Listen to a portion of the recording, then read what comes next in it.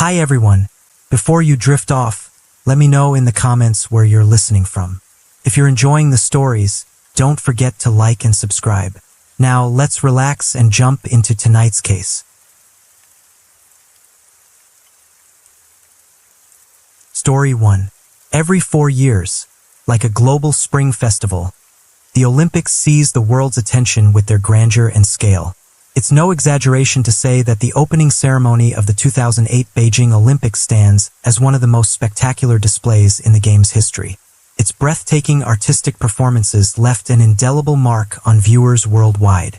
The pinnacle of that Beijing spectacle was the performance of young Lin Miaoqi with her crystalline voice and innocent charm. She sang Ode to the Motherland, striking the hearts of millions. That triumphant moment catapulted Lin Miaoqi into the global spotlight, forever altering her life. But the glow faded fast when it emerged that she'd lip-synced. The true voice behind the Beijing opening belonged to another girl, less photogenic, named Yang Pei. From there, Lin Miaoqi faced a torrent of criticism as scandals erupted in waves.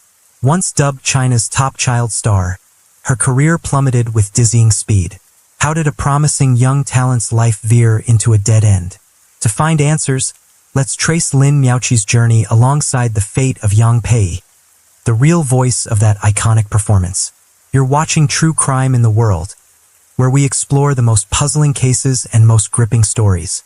As usual, before we begin unraveling today's mystery, please leave us a like and subscribe to support the channel. Thank you so much. Lin Miaoqi was born in 1999 in Beijing to an intellectual family. Her father, Lin Hui, was a gifted photographer for the Evening Legal News. Her mother, Lu Jiping, was a university professor, and her grandfather, Lin Kai, a renowned calligrapher. After a grueling pregnancy fraught with dangerous complications, Lu Jiping, then 39, gave birth to her beautiful daughter, Lin Miaoqi. The name Miaoqi, meaning wonderful and lovely, was a blessing, a wish for her to always be vibrant and healthy. At age 2, her grandfather began teaching her traditional Chinese painting, but fate seemed to chart a different course for Lin Miaoqi.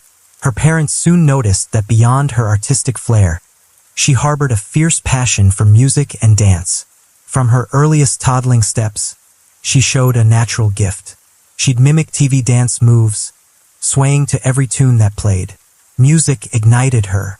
She couldn't help but move when it filled the air.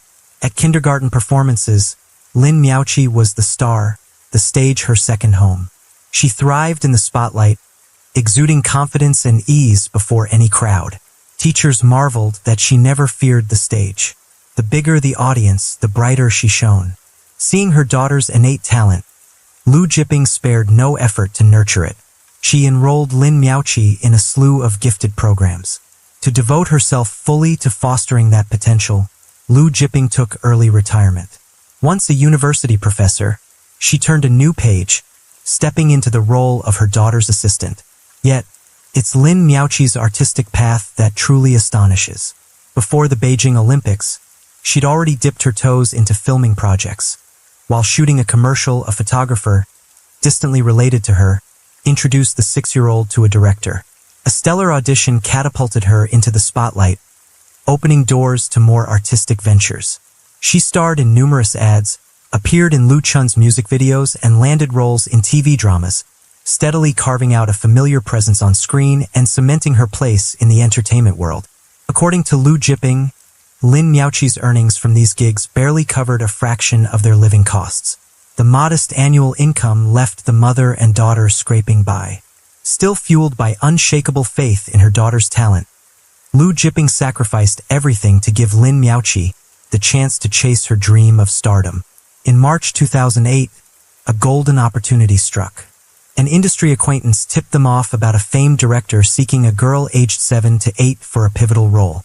With her striking looks and singing skills, Lin Miaoqi emerged as a top contender. At the audition, she faced fierce competition from hundreds of children across Beijing, but her talent and poise carried her through every round, landing her in the final interview. Only then did she learn the director was none other than the legendary Zhang Yimou. After rigorous selections, Zhang Yimou narrowed it down to 3 standout girls, Lin Miaoqi among them. Yet the visionary director kept their roles under wraps. For weeks, the children were simply told to play, train physically, and practice vocals. Routine tasks with no hints of what lay ahead. Nearly 2 months later, when Liu Jiping spotted Beijing 2008 Olympic opening ceremony on a contract, her emotions erupted. She masked her excitement, though, to keep her daughter steady. Per the production team, Zhang Yimou's plans could shift at any moment. No one knew if Lin Miaoqi would grace the grand stage, let alone take a starring role. By August 2008, with the Olympics days away, the lineup jolted. 2 of the 3 chosen girls dropped out, vaulting Lin Miaoqi to the forefront. Then, just a day later, Yang Pei, a girl 2 years her junior, joined the mix. Unlike Lin Miaoqi, a seasoned face from kids' TV shows, Yang Pei was a blank slate. She lacked public performance experience and shrank before cameras. But her pure, emotive voice won over composer Chen Qigong. He leapt up, applauding, declaring it the most beautiful, crystalline child's voice he'd ever heard. Beside him, Zhang Yimou furrowed his brow, staying silent. In the days that followed, Lin Miaoqi and Yang Pei rehearsed tirelessly. Solo pieces, seamless duets. Zhang Yimou wavered, still crafting the perfect lineup. Despite vying for the same spot, the girls harbored no rivalry. Instead, they forged a tight friendship, side by side through it all. At 7:30 p.m. on August 8, 2008, 30 minutes before the Beijing Olympic opening, Lin Miaoqi and Yang Pei stood ready. Both were primped to perfection, clad in dazzling performance outfits, styled by makeup and hair experts. Most assumed Zhang Yimou had planned a grand ensemble with a children's choir. Under strict confidentiality, parents were barred from the stadium as artists entered, and even the girls' rehearsal coaches parted ways at the gate. At 8:06 p.m., the TV screens flashed Lin Miaoqi in a vibrant red dress, her voice soaring. The stadium erupted, and Yang Pei's family, watching the ceremony, instantly recognized her crystalline, sweet tone. Though their daughter didn't appear on stage, her voice rang out. That night, their fates diverged. Yang Pei, the angelic voice, stood sidelined backstage. Meanwhile, Lin Miaoqi, radiant with her bright smile, stole the spotlight. The red dress and that clear melody crowned the ceremony's peak, ushering in a dazzling new chapter for her career. Over an hour after the historic performance, Lin Miaoqi joined other artists at CCTV's interview room. Camera flashes blinded her as reporters from around the globe jostled for a word. Asked how such a young girl could perform with such confidence and vocal steadiness, Liu Jiping beamed with pride. She credited her daughter's innate talent, unwavering family support, and countless practice hours. Unaware of the last-minute switch, her words deepened public awe for Lin Miaoqi's gift and her upbringing. Overnight, she became China's top child star. Even the red dress, bought by her mom for 50 yuan, about $7, sparked a viral craze, selling out as fans scrambled to snag it. Yet Lin Miaoqi's moment in the sun lasted mere days. During a media interview, composer Chen Qigong, the man overseeing the opening ceremony's music, unwittingly dropped a bombshell. He revealed that, to ensure a flawless ceremony, director Zhang Yimou had opted to blend live performance with pre-recorded audio for Ode to the Motherland. Lin Miaoqi, it turned out, had lip-synced. The sweet, crystalline voice that captivated audiences belonged to Yang Pei, a girl who never stepped on stage. Rumors of Lin Miaoqi's lip-syncing spread like wildfire. Some sources claimed it was a meticulously planned double act. Facing public skepticism, Chen Qigong and Zhang Yimou pushed back. They insisted that staging such a complex performance live was impossible. Merging a pre-recorded track with a live act was the best way to guarantee both sound and visual perfection for an event of this magnitude. In truth, the production team had recorded dozens of takes of Yang Pei's voice to nail the perfect sound. They cherry-picked the take that best matched Lin Miaoqi's performance style. A sign this wasn't a spur-of-the-moment call, but a deliberate, well-prepared plan. Zhang Yimou later admitted he'd agonized over the decision. He admired Lin Miaoqi's adorable looks and radiant presence, while Yang Pei's angelic voice was undeniable. To achieve peak aesthetic impact, he fused the two, prioritizing visuals for the eyes and sound for the ears. The result was deemed perfect, yet it ignited a firestorm of debate. The lip-syncing news exploded into a major scandal. Curiosity surged about Yang Pei, the girl allegedly unfit for Zhang Yimou's chosen image.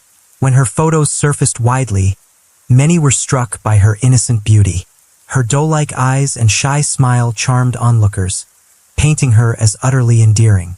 So why had such a lovely girl been so undervalued? Zhang Yimou explained that Yang Pei's gap-toothed smile, she was losing baby teeth, didn't meet the show's aesthetic bar. Lin Miaoqi's even white teeth fit the bill. The team had briefly considered fake teeth for Yang Pei, but dentists warned it could harm her gums and permanent teeth. Her parents flatly rejected the idea. The Olympic opening was a rare chance, but their daughter's health mattered more. The question lingers.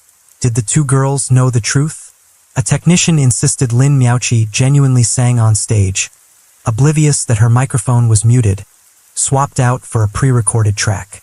As for Yang Pei's family, they stonewalled media interviews, leaving it murky whether she was aware, stoking heated debate. Lin Miaoqi, seasoned in performance, staunchly claimed she was the lead singer, yet skepticism persisted among viewers. Even with cutting-edge audio tech, discerning real from fake vocals remained possible, especially since the girls had rehearsed together for weeks, intimately attuned to each other's voices and styles. If Lin Miaoqi rewatched her performance, she'd likely spot the telltale differences. Though Chen Qigong openly confirmed the lip-syncing, Lin Miaoqi held her ground, asserting the voice was hers. It wasn't until director Zhang Yimou apologized and clarified, stating she'd been kept in the dark, unwittingly dragged into the mess, that the matter settled. Chen's bombshell revelation rattled public trust, sparking questions about ethics and entertainment. Some chalked it up to an accidental slip during an interview. Others suspected a personal rift with Zhang Yimou, a sly retaliation. Another theory, Chen felt a pang of injustice and aimed to champion Yang Pei, a true talent with a stellar voice, denied the stage. Zhang Yimou's framing of a natural growth phase as a flaw ignited fury and sharp rebuke. Online communities rallied for Yang Pei, a girl merely shedding baby teeth, yet unjustly sidelined. Had his quest for perfection crossed a line? Even reputable global outlets like CNN and the Daily Mail pounced on the story. Time magazine pegged it as one of 2008's biggest scandals. Zhang Yimou eventually issued a public apology, voicing regret over his call. Still, he mused that, given another chance, he'd let Lin Miaoqi sing live, even if her voice fell short of Yang Pei's. For him, it seemed looks outweighed talent. As the new school term kicked off, Yang Pei seized a chance to shine on stage again. Before her teachers and classmates, she reprised Ode to the Motherland. The performance drew thunderous applause. Though it couldn't match the ceremony's grandeur, singing it at school brought her immense comfort, softening the sting of her earlier exclusion. Her name was later etched onto the Olympic opening's performer roster. 16 years on, searches for the Beijing Olympic opening summoned both Lin Miaoqi and Yang Pei. Public sentiment has softened toward Lin Miaoqi, viewed as a pawn of adults. Yet, as she matured, gracing TV screens more often, her path veered starkly from her peers. Many reckoned she got caught in the churn of fame and fortune. After soaring to stardom, Lin Miaoqi swiftly amassed a massive fan base. Her family set up a Weibo account, and within days, it drew over 2 million followers. Brushing aside the lip-syncing controversy, fans showered her with fervent adoration. Seizing the moment, her mother thrust her into a whirlwind of commercial events, turning the young girl into a veritable money-making machine. Dubbed China's top child star, Lin Miaoqi's earnings skyrocketed. Her fees ballooned from a few hundred yuan to tens of thousands per ad, roughly jumping from $50 to over $1,400. Her schedule brimmed with commercials, appearances, and filming gigs. Typically, stars with such packed agendas hire professional teams to manage workloads and filter offers. But Lin Miaoqi's mother took it all on. Manager, personal assistant, PR guru, even stylist and makeup artist. Lacking expertise, she stumbled into missteps that tarnished her daughter's image. To preserve the little angel persona from the Olympics, Liu Jieping fixated on framing Lin Miaoqi in that iconic red dress. From major events to minor outings, the short hair and red frock became a meticulously curated staple. Even as Lin Miaoqi grew, her mother clung to this signature look, but the relentless repetition dulled her appeal, stifling any spark of reinvention. Later, her wardrobe evolved, yet it leaned heavily on floral mini dresses and plain white outfits, styles so mature they pegged her fashion as middle-aged. Liu Jieping's quirky taste seemed intent on molding her daughter into a pint-sized mirror of herself. This odd styling raised eyebrows, fueling suspicions of over-control and even greed lurking behind the mother's choices. Before fame struck, Lin Miaoqi's elementary teachers praised her as a diligent, sharp student. Despite a hectic schedule, she consistently excelled. She graduated primary school with top marks, earning a spot at the prestigious middle school affiliated with the China Conservatory of Music. But behind the glitter of child stardom, Lin Miaoqi's life hid startling shadows. Her mother once revealed that, even by 9th grade, she couldn't cross the street alone with confidence. Liu Jieping cocooned her, shielding her from unseen dangers, a protective instinct that left many questioning Lin Miaoqi's ability to stand on her own. Beyond tightly controlling every facet of her daughter's life, Liu Jieping relentlessly milked Lin Miaoqi's commercial value. After the Beijing Olympics triumph, offers poured in, yet her mother cherry-picked projects promising hefty profits with minimal time sinks. This was starkly evident when she turned down an invitation to the 2008 Spring Festival Gala, a hugely anticipated event.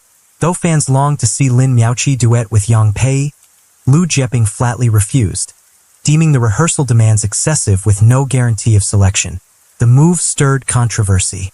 Some accused her of exploiting her daughter for cash, while others backed her stance, arguing it shielded Lin Miaoqi from undue pressure. But soon after, Lin Miaoqi surfaced at a Sichuan TV gala. The program's director revealed her fee hit 500,000 yuan, about $70,000, for a single song, dwarfing the modest sum offered by the Spring Festival Gala. Skipping a massive platform like the latter for a higher-paying gig seemed unthinkable. Even famed host Wang Weilian publicly slammed the family for prioritizing money over merit. To underscore his point, Wang Weilian recounted an incident where Lin Miaoqi was tapped for an event with a renowned Spanish singer. Her role? Simply handing over flowers and posing for photos. Quick, easy task. Despite a pre-agreed fee, Liu Jieping demanded an extra 200 yuan, roughly $28, at the venue, griping that the location was too far and not worth the effort. She even threatened to pull Lin Miaoqi from the flower handover if the cash wasn't coughed up. To dodge a scene, Wang relented, but from then on, his goodwill toward the duo soured. He saw a mother leveraging her child for petty gains as indefensible, warning it could warp Lin Miaoqi's character down the line. In 2010, ahead of the Spring Festival Gala for the Year of the Rooster, Lin Miaoqi received a special invite from China Central Television, CCTV. She was tasked with performing We Grow Together with the Motherland alongside other child stars and veteran artists. But the performance sparked a firestorm of debate. The plan was for the kids to finish their solo parts, then pass the mic to the seasoned performers for a joint finale. Yet during the live broadcast, Lin Miaoqi unexpectedly clung to the microphone, continuing to sing. This forced Hu Songhua, one of the veteran artists, to stoop awkwardly to share her mic. Her move drew fierce backlash, with many branding her greedy, desperate to hog the spotlight. To shield her daughter, Liu Jieping offered an explanation. The mishap stemmed from unclear directions by the show's director. She claimed Lin Miaoqi held onto the mic out of concern that the heavy device might strain the older artist's health, prompting her to sing through to the end. From this CCTV gala blunder to the Olympic opening controversy 2 years prior, Lin Miaoqi and her family repeatedly found themselves in the crosshairs of relentless criticism. Their actions and choices fueled questions about professional ethics and integrity in the industry. Those who'd worked directly with Lin Miaoqi voiced unease about her trajectory. Chen Xiaoyi, her co-star in the film Beifang Yujiaran, Northern Beauties, bluntly remarked that her speech felt contrived, her tone overly theatrical. Veteran actor Pu Tsuanshin didn't hold back either. He argued Lin Miaoqi was being pushed beyond her limits, to the point she'd forgotten how to be a child. She's so young yet faces so much pressure, Pu shared. I worry she's losing her childhood. I tell Lin Miaoqi to speak naturally, like a normal kid. Focus on school, and if she wants to act, take it slow. The road ahead is long. Regrettably, her family brushed off this earnest advice from industry elders. In the years that followed, Lin Miaoqi's workload showed no signs of easing. She kept churning through ad shoots, TV appearances, and commercial performances. As she matured, Lin Miaoqi faced the harsh realities of the entertainment world. The cherubic charm, big round eyes, and flawless skin that once won over audiences in her childhood morphed into a heavy burden. As her features shifted with time, clinging to the little angel image grew impossible, dimming much of her former allure. Though still considered pretty, Lin Miaoqi lacked the vibrancy and unique magnetism of her youth. The determined spark in her once clear eyes had faded. Worse, her acting skills stagnated, leaving her ill-equipped for roles demanding depth. Invitations for films and ad deals dwindled sharply, yet her parents seemed unwilling to let go of their golden goose, grasping at every project to squeeze out the last drops of her fading fame. In June 2012, a leaked online price list for female celebrity services listed Lin Miaoqi at just 14, pegged at 70,000 yuan, roughly $10,000. By August that year, she vented her frustration on Weibo. I hate those men always eager to pin others down. The post vanished quickly, but screenshots spread like wildfire, stirring public uproar. Late 2012 brought more shockwaves. A Wuhan hospital launched our productive health department to aid infertile couples.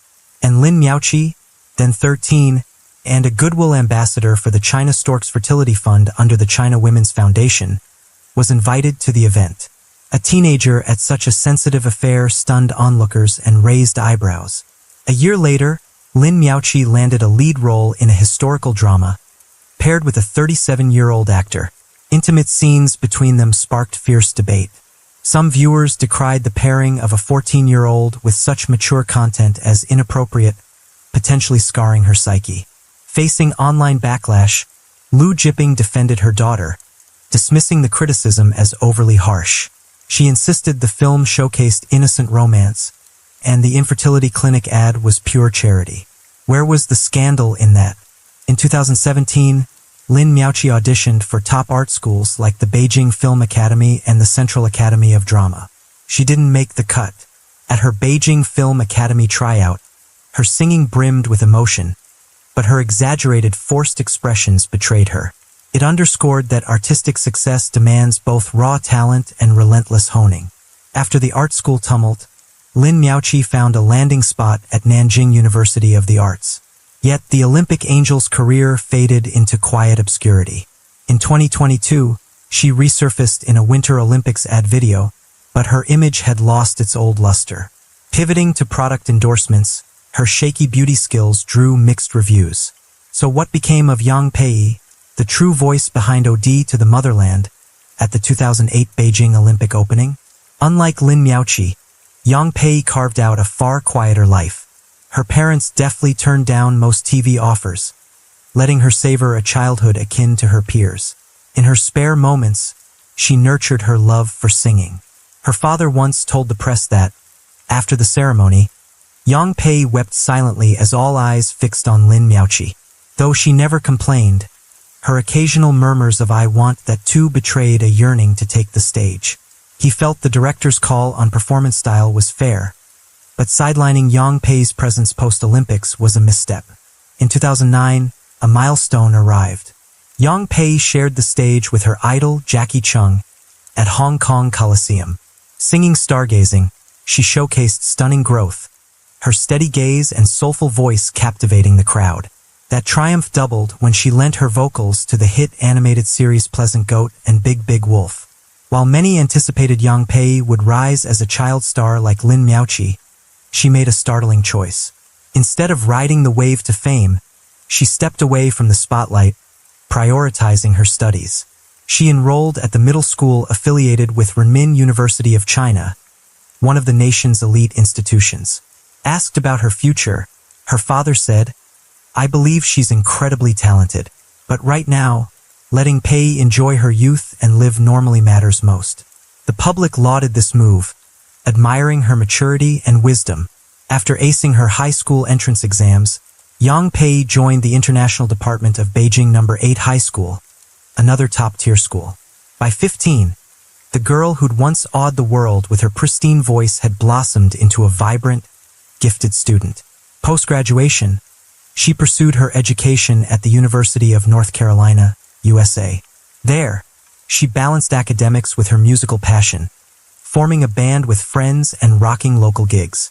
The once shy girl now strode confidently on stage, a bold rocker with flair. Few realized this spirited talent was the voice of the 2008 Olympic opening. Many parents dream of their kids becoming child stars, early fame, a cushy life. But Lin Miaoqi's saga reveals that even with enviable chances, happiness and success remain elusive. Overbearing parental control can morph into a burden, stunting a child's natural growth. Today's tale is a wake-up call about the double-edged sword of thrusting kids into showbiz too soon. Ultimately, their health and joy should reign supreme.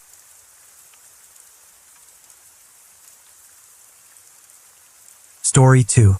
Only 34 days after their wedding, a 5-month pregnant wife vanished without a trace, leaving her husband in a frantic tailspin, his grip on reason slipping away. He raced to report her disappearance to the police, only to be stunned when they revealed she'd slipped out of the country in silence, without so much as a goodbye. Why would she abandon him without a word? As the investigation deepened, a merciless truth unraveled. The beautiful wife he trusted was none other than a notorious fraudster, and he was just one of many prey in her sights. You're watching True Crime in the World, where we explore the most puzzling cases and most gripping stories. As usual, before we begin unraveling today's mystery, please leave us a like and subscribe to support the channel. Thank you so much. On June 18, 2015, past 10 p.m., a man with panic carved into his features stormed into the Nanshan District Police Station in Shenzhen. His hurried strides led him straight to the desk, where he breathlessly reported the baffling disappearance of his wife. He recounted that they'd been married a mere 34 days, though she was already 5 months pregnant. Her abrupt exit, no clues, no trail, plunged him into a vortex of worry and despair. The sheer oddity of it all set off alarm bells for the police. This could be a cryptic missing persons case, or something more sinister lurking beneath. They swiftly pressed him for every detail, events of the day, her recent behavior, her connections, scrambling for any lead to crack the enigma. The police were blindsided when they realized this wasn't an ordinary man. His name was Li Ping, chairman of a major Shenzhen-based fund company, commanding a staggering fortune that ranked among the region's elite. A financial heavyweight with broad societal sway, his wife's vanishing turned a puzzling case into a labyrinth of complexity. By standard procedure, adult missing persons cases wait 24 hours before action. But Li Ping's prominence prompted an immediate theory. His wife, Jiang Shudan, might have been kidnapped for ransom. Sensing the stakes, police launched a rapid investigation to pinpoint her whereabouts, while instructing Li Ping to return home and await updates. Li Ping was consumed with dread for his wife, but with no other recourse, he entrusted everything to the authorities. The next day crawled by, steeped in fear and restless anticipation, each second an eternity. By evening, unable to endure the silence, he returned to the station. The police met him with what seemed like hopeful news. They'd located Jiang Shudan. Relief flooded Li Ping's chest, a burden lifting, until the officer's next words plunged him into a nightmare, shattering every shred of hope in an instant. Initially, police traced Jiang Shudan still in Shenzhen, but the case spiraled when she crossed the border into Hong Kong. Within a day, she'd boarded an urgent flight to Los Angeles, USA. The revelation left Li Ping reeling, caught between shock and bewilderment. Barely over a month into their marriage, why had his wife chosen to flee without a single explanation? His anxiety surged as he realized she'd severed every line of contact, blocked him entirely. Li Ping couldn't help but wonder, had he done something to enrage her, sparking this sudden departure? Desperate for answers, Li Ping began meticulously replaying recent events in his mind. He sifted through every trivial detail, casual conversations, overlooked actions, searching for a clue. As he pieced together these fragments, a spark ignited in his thoughts. Something vital, previously unnoticed, snapped into sharp focus. His face slowly shifted from confusion to a dawning realization, laced with dread and disbelief. Each passing second stretched endlessly, the urgency swelling within him.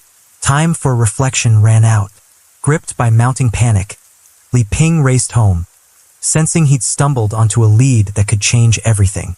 Back at the house, he made a beeline for the spot where he stored his most valuable possessions. He hadn't planned to check right away, but when he opened the safe, a wave of crushing disappointment hit. Every critical document, his ID card, 8 property deeds, their marriage certificate, Hong Kong and Macau travel permits, passport, house titles, and household registry, was gone. Alongside them, gold and silver jewelry had vanished too. Only someone intimately familiar with the home, someone who knew exactly where these stashed, could have pulled this off without a trace. Now, Li Ping couldn't dodge the brutal reality. His wife, the woman he'd loved so deeply, had betrayed him with ruthless precision. Zhang Shudan hadn't gone missing as he'd feared. She'd deliberately taken his entire fortune and disappeared. Devastation and disbelief gnawed at him, giving way to haunting questions. Why had Zhang Shudan abandoned the child she carried and fled from him? What had driven her to this heartless act? The relentless doubts tormented Li Ping's mind, refusing to let go. Let's rewind to the moment Li Ping first met his wife, Zhang Shudan. One evening, Li Ping attended a business event at a luxurious hotel nestled in the heart of the city. The gathering carried a formal air, but it felt routine. Nothing stood out from the countless events he'd attended before. After exchanging pleasantries with a few partners, Li Ping grew weary, boredom creeping in. Then, a clear, vibrant voice cut through the room, snapping his attention back to the scene. A young woman, radiant in striking and bold attire, entered the crowd. It was Zhang Shudan. She exuded a magnetic confidence, drawing every eye in the room, including Li Ping's. Before long, Zhang Shudan approached him, flashing a warm smile and introducing herself as a client manager from the Shenzhen Construction Bank. She explained she was there to network with potential clients and scout business opportunities. With a poised yet captivating demeanor, she handed him her business card, a gesture both professional and laced with her unique charm. Li Ping found himself drawn to her self-assurance and elegance. He accepted the card, a spark igniting his desire to chat more with this intriguing woman. Their conversation flowed effortlessly, brimming with a quiet excitement that transformed the evening for Li Ping. What had been a mundane networking affair morphed into a memorable encounter, sparked by Zhang Shudan, the woman who'd captivated him from the first glance. As they talked, Li Ping began to see how distinct she was from others he'd met. Beyond her alluring beauty, she radiated sharp intellect, broad knowledge, and an open, confident poise. What struck him most was her subtle attentiveness. Every word she chose felt deliberate, weaving a warm, inviting atmosphere. Beside her, Li Ping didn't just feel heard. He felt understood, a rare gift few could offer. The event wound down, and before parting, Li Ping and Zhang Shudan swapped WeChat contacts. Though brief, their meeting left him intrigued and curious. Despite the glowing impression, his packed schedule soon pulled him back into the grind of daily life. Zhang Shudan didn't reach out either. Over time, that encounter faded into a pleasant but fleeting memory, one he thought he'd let slip away. Little did he know, this seemingly ordinary meeting was the prelude to a tangled, unpredictable chain of events that would upend his life. About a month later, Li Ping received an unexpected WeChat message from Zhang Shudan. Just 2 words, "Hello," flashed across his screen, prompting a brief hesitation. He nearly dismissed it without a second thought. Yet her profile picture, that refined face from the gala, tugged at his memory. Curiosity flared within him, nudging his fingers to tap the screen, unwittingly opening the door to a cascade of events he couldn't foresee. Zhang Shudan's message was simple, a deft nod to potential future collaboration. Though brief, her natural charm and easy grace infused their exchange with warmth and familiarity. Her sweet words drifted through Li Ping's mind like a gentle breeze, stirring an inexplicable flutter in his chest. Her likability and poise drew Li Ping closer. In the days that followed, Zhang Shudan reached out often, their chats stretching beyond work into a tapestry of topics, weaving an ever-tightening bond. They'd occasionally grab a meal together, savoring light-hearted moments side by side. Li Ping wasn't blind to her intentions. Young, beautiful, and sharp, she paired her genuine admiration with a warmth he couldn't resist. Bit by bit, her closeness and finesse pulled him in. Their relationship blossomed steadily. Then, Li Ping discovered they shared roots in Hangzhou, Tianjin, and both graduated from Wuhan University. These coincidences felt like threads of fate, binding them tighter. Zhang Shudan, sensing the tenderness in his gaze, glowed with quiet joy. That happiness peeled back her guarded exterior, revealing a fragile vulnerability, as if she'd found a refuge in this man. One night, after a few drinks, Zhang Shudan, slightly tipsy, opened up about her past. She recounted how her parents divorced when she was 3. As a girl, she'd been cast aside, unwanted by either. An elderly couple took her in, raising her as their own, despite their meager means. Driven to honor their love, she clawed her way into Wuhan University. After graduating, she struck out for Shenzhen alone, determined to repay the kindness of her childhood.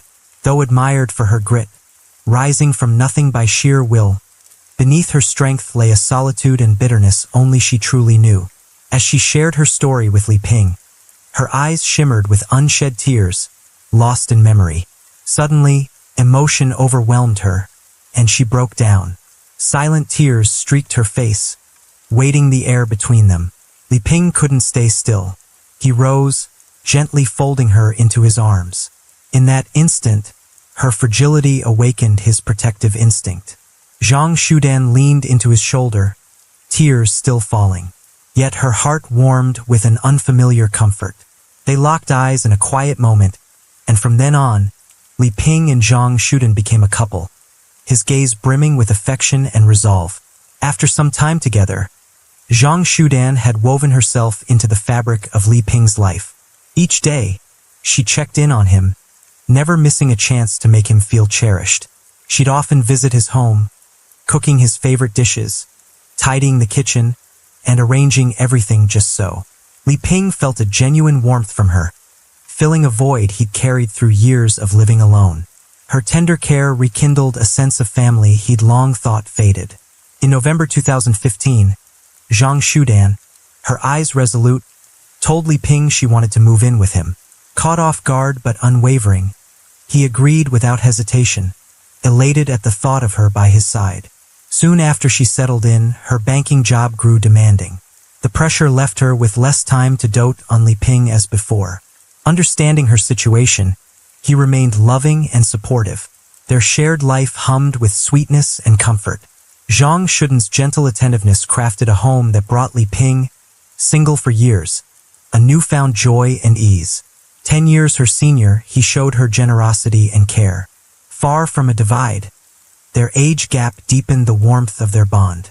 Later, Zhang Shudan quit her bank job, returning to nurture Li Ping, preparing meals, tending to the smallest details of his daily life. With fewer obligations, she filled her days shopping. Whenever she eyed a luxury brand item, a subtle hint was all it took for Li Ping to open his wallet. His lavish spending delighted her, making her feel adored. Li Ping knew buying her happiness was a way to express his affection, but to him, her joy was worth more than gold. One evening, Li Ping trudged home after a grueling workday. Zhang Shudan waited at the door, her face alight with excitement. She darted toward him as he stepped inside, beaming with a starlit gaze, and announced she was pregnant. The news hit Li Ping like a burst of sunlight, joy blooming within him. He could hardly believe his ears, his heart swelling with elation. Seeing his delight, Zhang Shudan glowed with satisfaction. Seizing the moment, she swiftly proposed a pivotal next step, marriage. Zhang Shudan stood before Li Ping, her smile brimming with hope, while he gazed at her with a calm demeanor.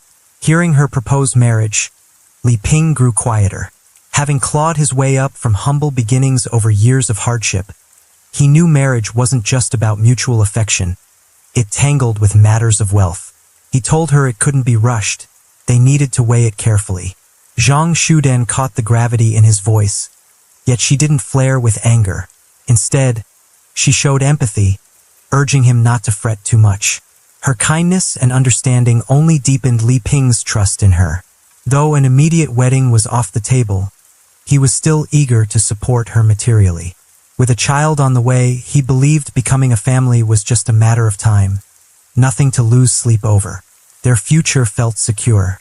Weeks later, Zhang Shudan abruptly told Li Ping her grandmother was critically ill, and she had to rush back to her hometown. Li Ping longed to join her, but was tethered by work demands. Unable to leave, he handed her a credit card, hoping it would ease her burden as she tended to family. She stayed away for a month. During that time, Li Ping called often, checking in and urging her return, but each time she broke into tears. Her grandmother's health hadn't improved, she sobbed, and the card he'd given her was nearly tapped out. Her voice thick with worry and exhaustion tugged at his heart. Moved by her distress, he hung up and promptly wired her a hefty sum, wishing it might lift some of her load.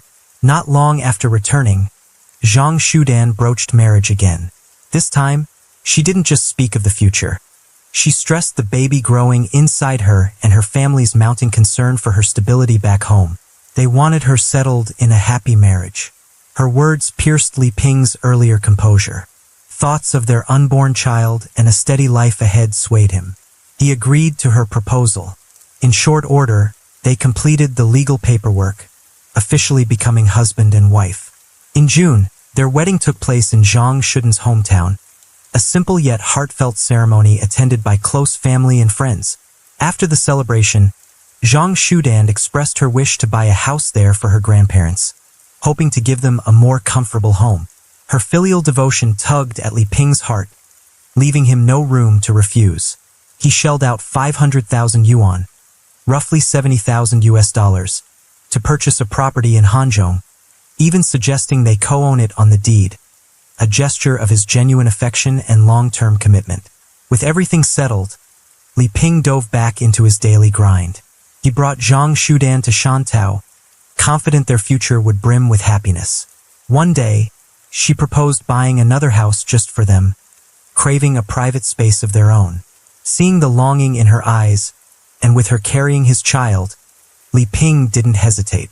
He put down 7 million yuan, about $980,000, as a deposit on a 30 million yuan property, around $4.2 million, in Nanshan district, naturally registering it under Zhang Shudan's name. Weeks after the purchase, Zhang Shudan declared she didn't want to stay a housewife forever. Eager to help Li Ping financially, she asked for more funds to launch an online business.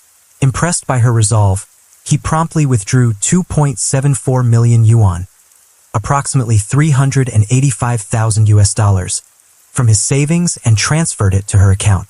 Every request from Zhang Shudan met Li Ping's willing support. Flush with the cash, she bustled out to secure a bank deposit certificate, promising to pick up some food for a thank you dinner.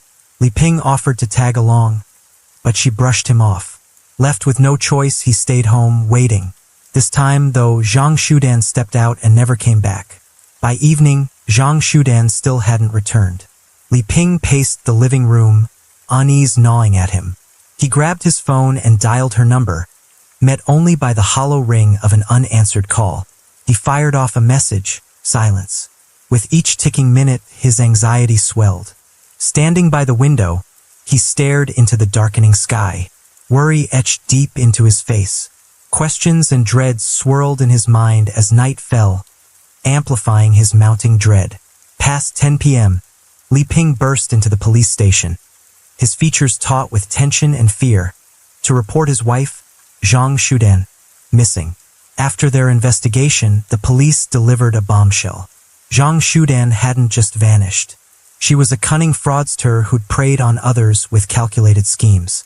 The words struck Li Ping like a thunderbolt. He stood frozen, reeling from disbelief, demanding more details. The police confirmed she'd swindled under false identities, weaving a web of deceit. The revelation left him staggered and anguished, grappling with how to face this shattering blow. Since Zhang Shudan's departure, Li Ping discovered in horror that she'd taken all his vital documents. It dawned on him that, with their marriage still legally intact, she could easily sell off his assets, including properties in his name. The gravity of the situation jolted him from despair into action. Wasting no time wallowing, he reported the theft to the police, urging them to probe her actions to safeguard his interests and halt any illicit transactions she might attempt. The authorities, taking the case in hand, swiftly launched an investigation into Zhang Shudan, determined to uncover the truth and ensure Li Ping's wealth wouldn't slip away unlawfully. As the investigation unfolded, police swiftly uncovered a trove of secrets about Zhang Shudan that Li Ping had never glimpsed. A standout student at Wuhan University, Zhang Shudan shone with captivating beauty, earning her the title of the school's flower. During her college years, she drew the attention of countless suitors. With her refined taste, she chose a boyfriend from a prestigious family, marrying him right after graduation. But married life fell far short of her dreams.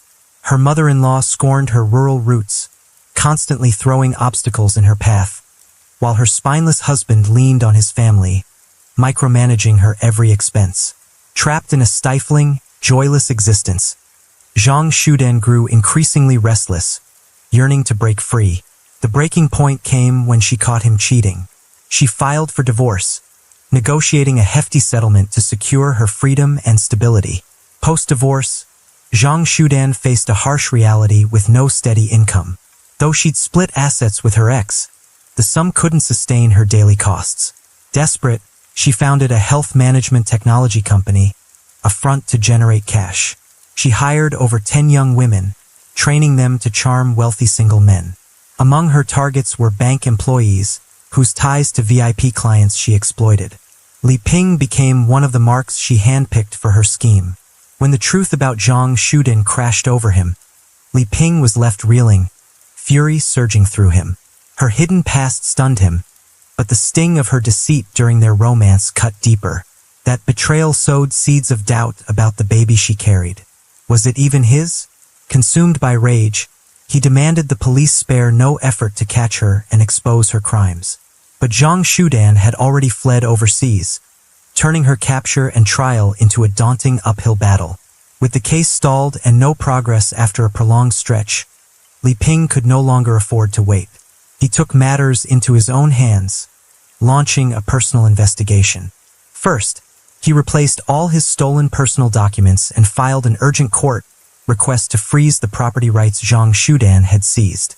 Simultaneously, he hired a private detective to track her exact location in the U.S., clinging to the hope of finding her and bringing her to justice.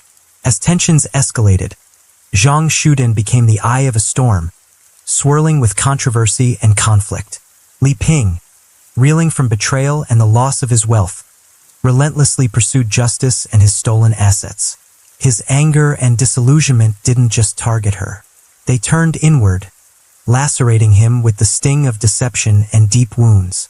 His accusations cast Zhang Shudan as a pariah, her infamy rippling through society.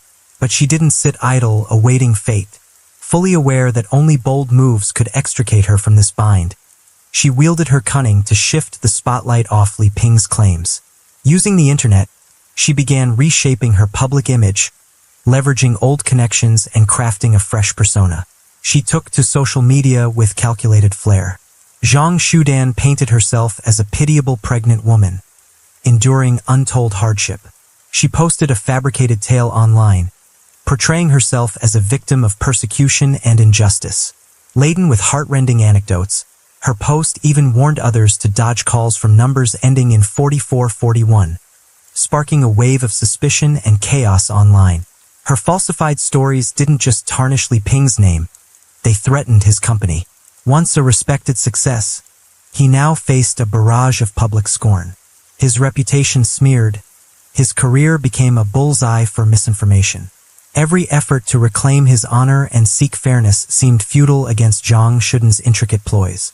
While Li Ping fought to unearth the truth and shield his name, Zhang Shudan exploited social media to cement her image as an oppressed victim. Caught in a maelstrom of ruined repute and career peril, he battled not just personal betrayal, but a tangled media war. Her brazen defiance, unrepentant, even slanderous, fueled his rage to new heights. Trapped in this suffocating ordeal, he had no choice but to ramp up his pursuit, a grueling chase that stretched across 5 arduous years. Throughout that time, Zhang Shudan, after giving birth, lived a fugitive's life, constantly on the move to evade Li Ping's private investigators. Her elusiveness rendered the hunt nearly hopeless. Each of his advances was eclipsed by her sly ingenuity, heightening the tension and exhaustion of the chase. Finally, after years of unrelenting effort, Li Ping uncovered a crushing truth. The child she bore wasn't his. Its father was Lin Jin, a member of her fraud ring, not just the baby's father, but a key accomplice who had aided her in a string of illegal property transfers. This revelation didn't just floor Li Ping with the agony of betrayal. It peeled back the layers of a sophisticated scam network she'd meticulously built. Each piece of the puzzle deepened his grasp of the ruthless game he'd unwittingly stumbled into. After uncovering the truth about Lin Jin, Li Ping shifted his approach. Rather than pressing the chase with fervor, he opted to throw his foes off guard, feigning despair and publicly declaring he'd given up. Acting weary and hopeless, he ceased hiring trackers, biding his time for the perfect moment. Convinced Li Ping had truly surrendered, Lin Jin grew careless and returned to Shenzhen, plotting to sell the Nanshan district house he controlled. But the moment he set foot back in his homeland, he walked into a flawless trap laid by Li Ping and the police. Barely arriving in Shenzhen, Lin Jin found himself surrounded and arrested, ending his fugitive run as a key player in this elaborate scam.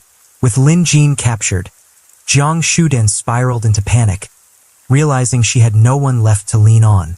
Loneliness closed in as she navigated foreign soil. Her life became an endless flight, darting from Los Angeles to the desolate deserts of Phoenix.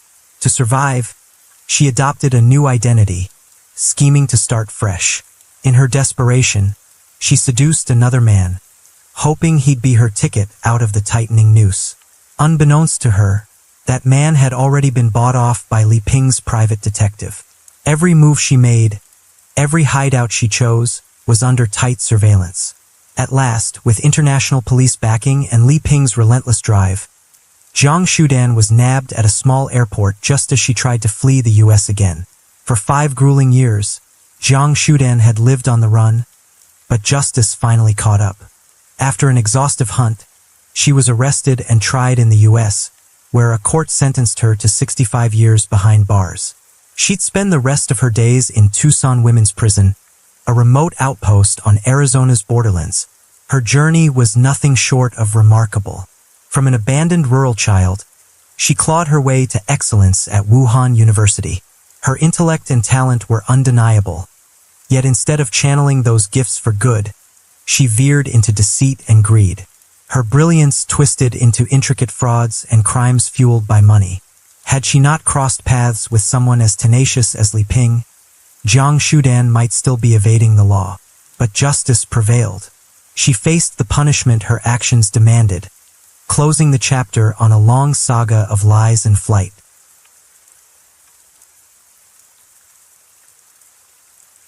Story 3. Fueled by an unrelenting passion and ambition to pursue an acting career, Kagaya Risa was a young woman who poured everything into building a brighter future. By day, she immersed herself in her theater troupe, giving her all to her craft. By night, she juggled part-time jobs to make ends meet, inching closer to her dream. But no one could have predicted the tragedy that would engulf her on a sweltering August night in Tokyo. Kagaya was discovered lifeless, lying on her back near the entrance of her apartment. Stripped bare, her face concealed beneath a towel. A 12-centimeter wound slashed across her neck. Her body had gone cold, devoid of any flicker of life. What had unfolded that fateful day? What drove her killer to unleash such savage cruelty on this young woman? You're watching True Crime in the World, where we explore the most puzzling cases and most gripping stories. As usual, before we begin unraveling today's mystery, please leave us a like and subscribe to support the channel. Thank you so much. The story revolves around a woman ambushed after finishing her shift and returning home. Nearly all her personal belongings were gone. Though police secured DNA from the suspect, unraveling the case was no simple task. It wasn't until 6 months later, through dogged investigation, that the truth began to emerge. Our protagonist, Kaguya Risa, was born in 1990 in Sendai, Miyagi Prefecture, northeastern Japan. Even as a child, she was gentle and strikingly bright. Growing up, she attended a high school in Miyagi, where her gift for words took root. Kaguya excelled at crafting haiku, Japan's terse, poignant poetry, distilled into 3 lines of syllables.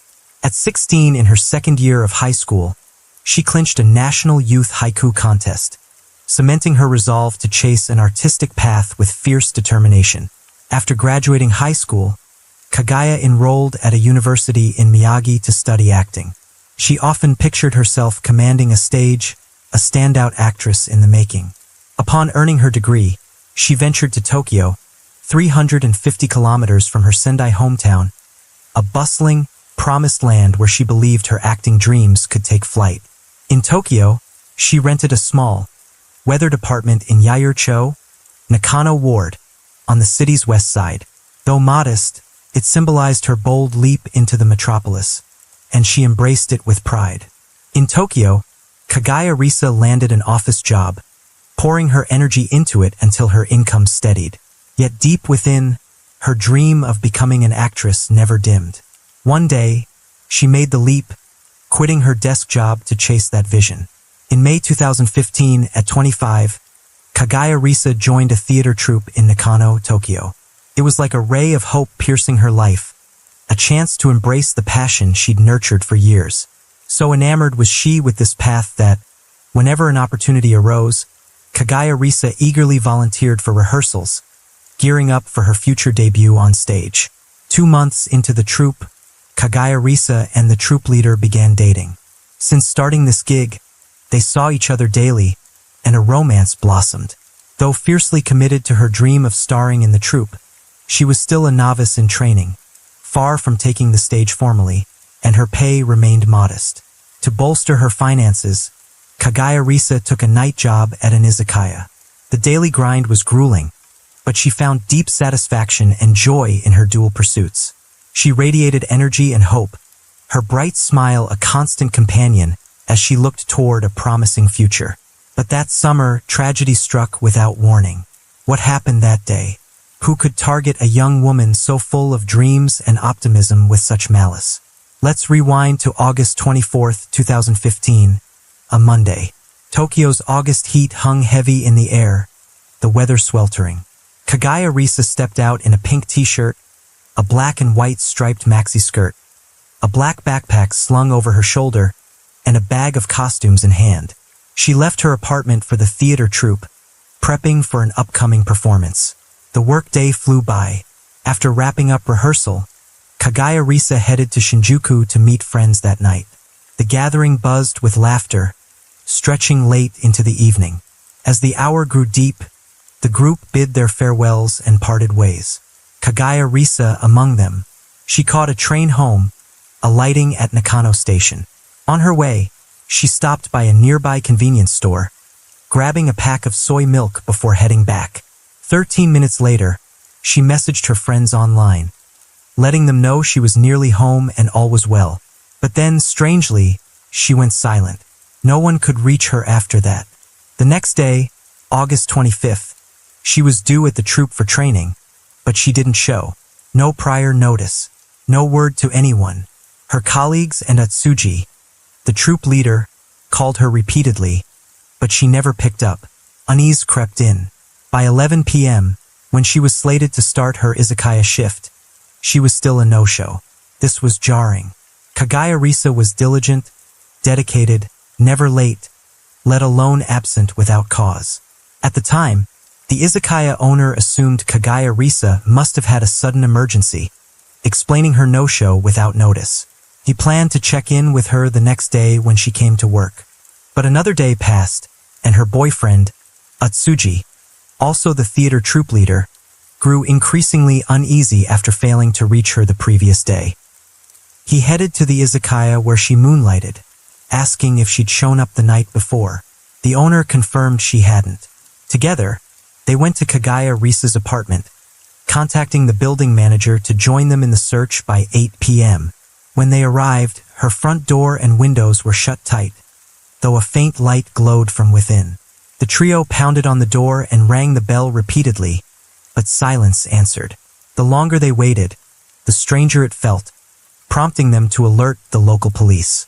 By 10 p.m., officers arrived at Kagaya Risa's doorstep. After knocking once more with no response, they requested the building manager fetch the spare key. The moment the door swung open, the sight inside stunned them all. Kagaya Risa lay sprawled on her back at the entrance, naked, her face covered by a towel, a 12-centimeter gash across her neck. Her body was cold, lifeless. No trace of vitality remained. Police launched an investigation on the spot. The victim was identified as Kagaya Risa, 25 years old.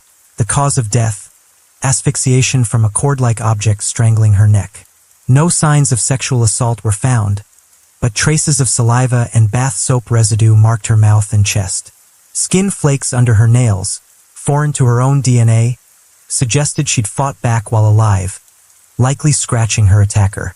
From those skin flakes and saliva droplets, forensic tests pinpointed DNA matching a single male suspect.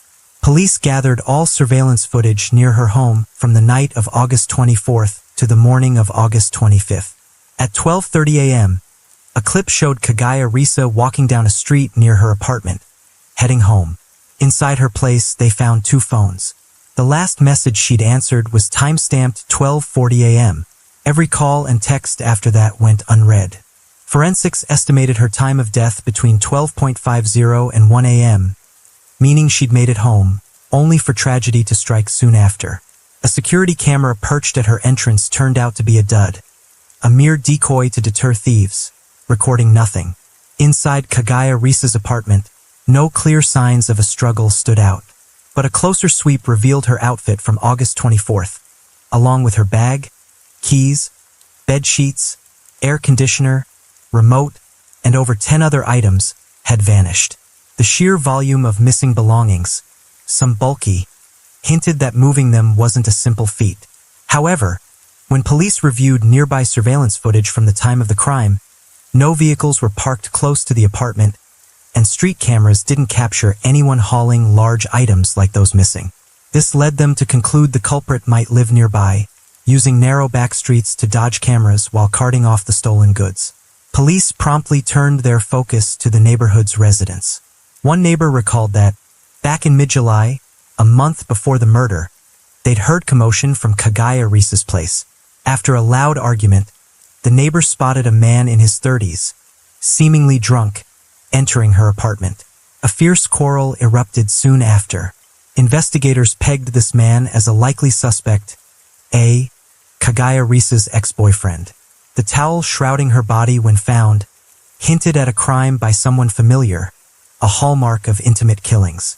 So police honed in on her inner circle. Records showed that before the murder, her ex who'd split with her had sought her out. Notably, he had a prior record of domestic violence, prompting police to test his DNA. But the results didn't match this. By February 2016, nearly 6 months since the murder, a man named Tokuhiro Takura landed on police radar as a prime suspect. Their suspicions stemmed from his abrupt move just days after the crime. Tellingly, his old address sat a mere 400 meters from Kagaya Risa's apartment. Even more striking, the real estate firm where Tokuhiro Takura once worked was just 300 meters from the izakaya where she moonlighted. They announced she'd worn a pink t-shirt, a black and white skirt, a black backpack, and carried a 40-centimeter white canvas tote with dark blue text when last seen heading home. By February 2016, nearly 6 months since the murder, a man named Tokuhiro Takura landed on police radar as a prime suspect. Their suspicions stemmed from his abrupt move just days after the crime. Tellingly, his old address sat a mere 400 meters from Kagaya Risa's apartment.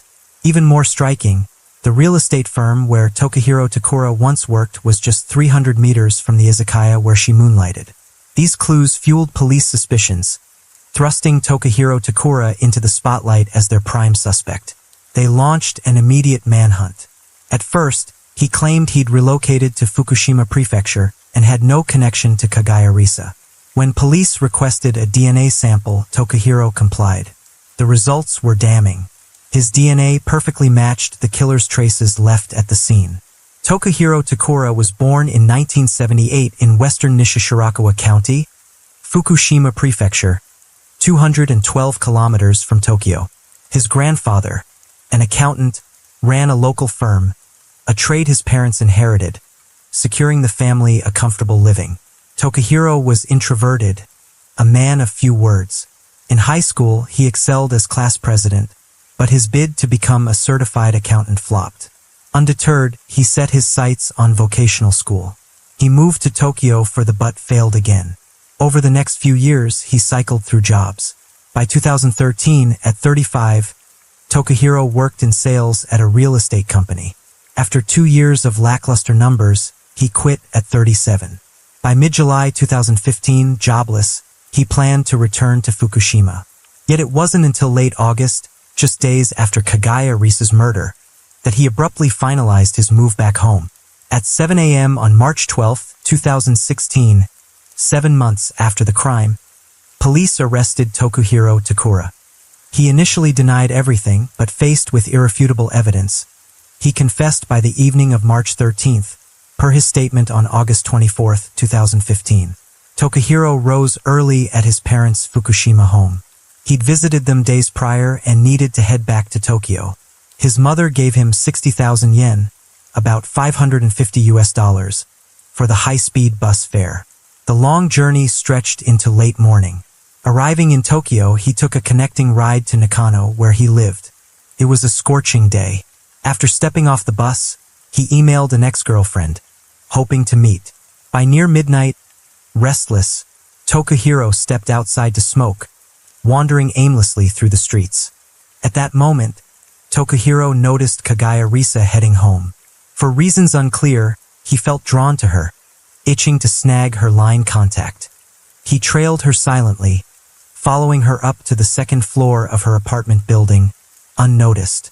She breezed through the hallway, unlocked her door, and shut it as usual, oblivious to the eyes boring into her from behind. Tokuhiro reached her doorstep and slipped inside effortlessly. The door hadn't auto-locked.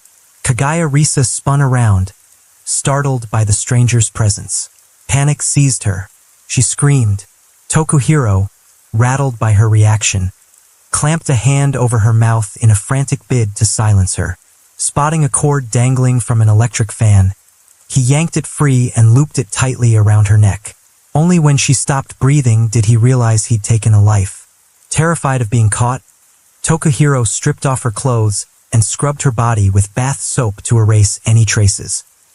He gathered every item he might have touched, her outfit, bed sheets, and a slew of other belongings, then draped a towel over her face.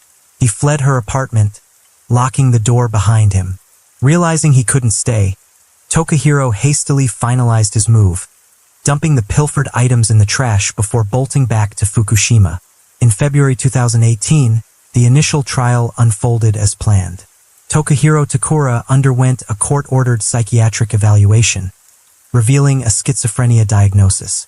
He claimed that during the murder, demonic voices spurred him to strangle her. But psychologists at the trial countered that, while schizophrenia can impair perception and social adaptation, it doesn't inherently strip someone of right from wrong judgment. Moreover, his meticulous cleanup and intent to cover tracks showed clear, calculated thought during the crime.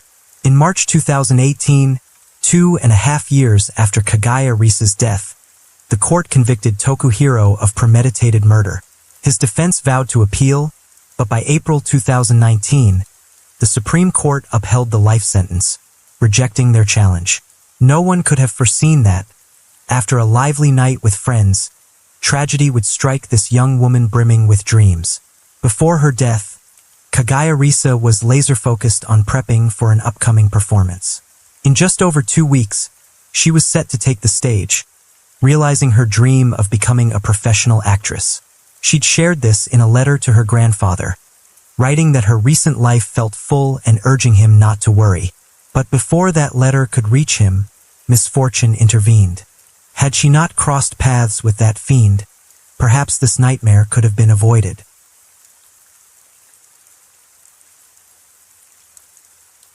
Story 4. A 24-year-old Chinese woman, beautiful, vibrant, and full of life, was savagely beaten and killed by her British boyfriend in her own apartment while studying abroad. Hailing from one of China's wealthiest billionaire families, she spent lavishly, footing every bill for her boyfriend and indulging his every whim. Yet her heartfelt devotion couldn't shield her from a heartbreaking tragedy. How did their paths cross? And how did this horror unfold? You're watching True Crime in the World, where we explore the most puzzling cases and most gripping stories. As usual, before we begin unraveling today's mystery, please leave us a like and subscribe to support the channel. Thank you so much. Late on the night of August 18, 2016, in an apartment in Cardiff, the capital of Wales, a young woman's cries and screams pierced the stillness. Neighbors stirred awake, but merely shook their heads in resignation. They recognized the sounds, yet another spat from that young couple. No one called the police. It had happened too many times before. They figured it'd blow over once exhaustion set in, and sure enough, silence soon blanketed the apartment. The next morning, at 8:30 a.m., the emergency center received a call from a young man named Jordan Matthews.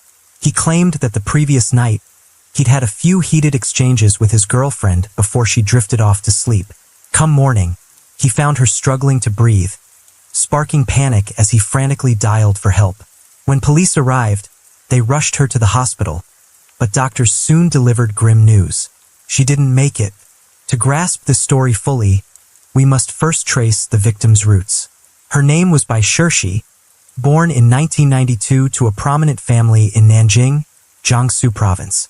Her father, Bai Guoqiang, might not ring bells for many, but to China's 80s and 90s generations, the family's business, Yuruan Sausages, was a household name. Bai Guoqiang co-founded and led the Yuruan food group. The year Bai Shirshi was born, her father and uncle launched Yuruan Food in Nanjing. By 1996, it boasted over 1,000 distributors, with production values soaring past billions of yuan. Between 2003 and 2004, Bai Guoqiang even helped his uncle clinch the title of Jiangsu's richest man. But by 2007, clashing business visions drove him to part ways with Yuruan and establish his own venture, the Ruanheng Logistics Development Group in Jiangsu. Leveraging his expertise, he propelled Ruanheng to rapid success. By 2016, it employed over 3,000 people, with assets estimated at 30 billion yuan, roughly $4.3 billion US. A former Yuruan employee described Bai Guoqiang as a brilliant, honorable man who poured his soul into his work, often at the expense of family time. Swamped with duties, he decided in 2007 to send his children abroad for education. At just 15, Bai Shirshi headed to the UK with her younger brother, Bai Jihuan. Despite her affluent roots, Bai Shirshi never slacked on her studies. In 2012, she earned a spot at Cardiff Metropolitan University in Wales, majoring in management.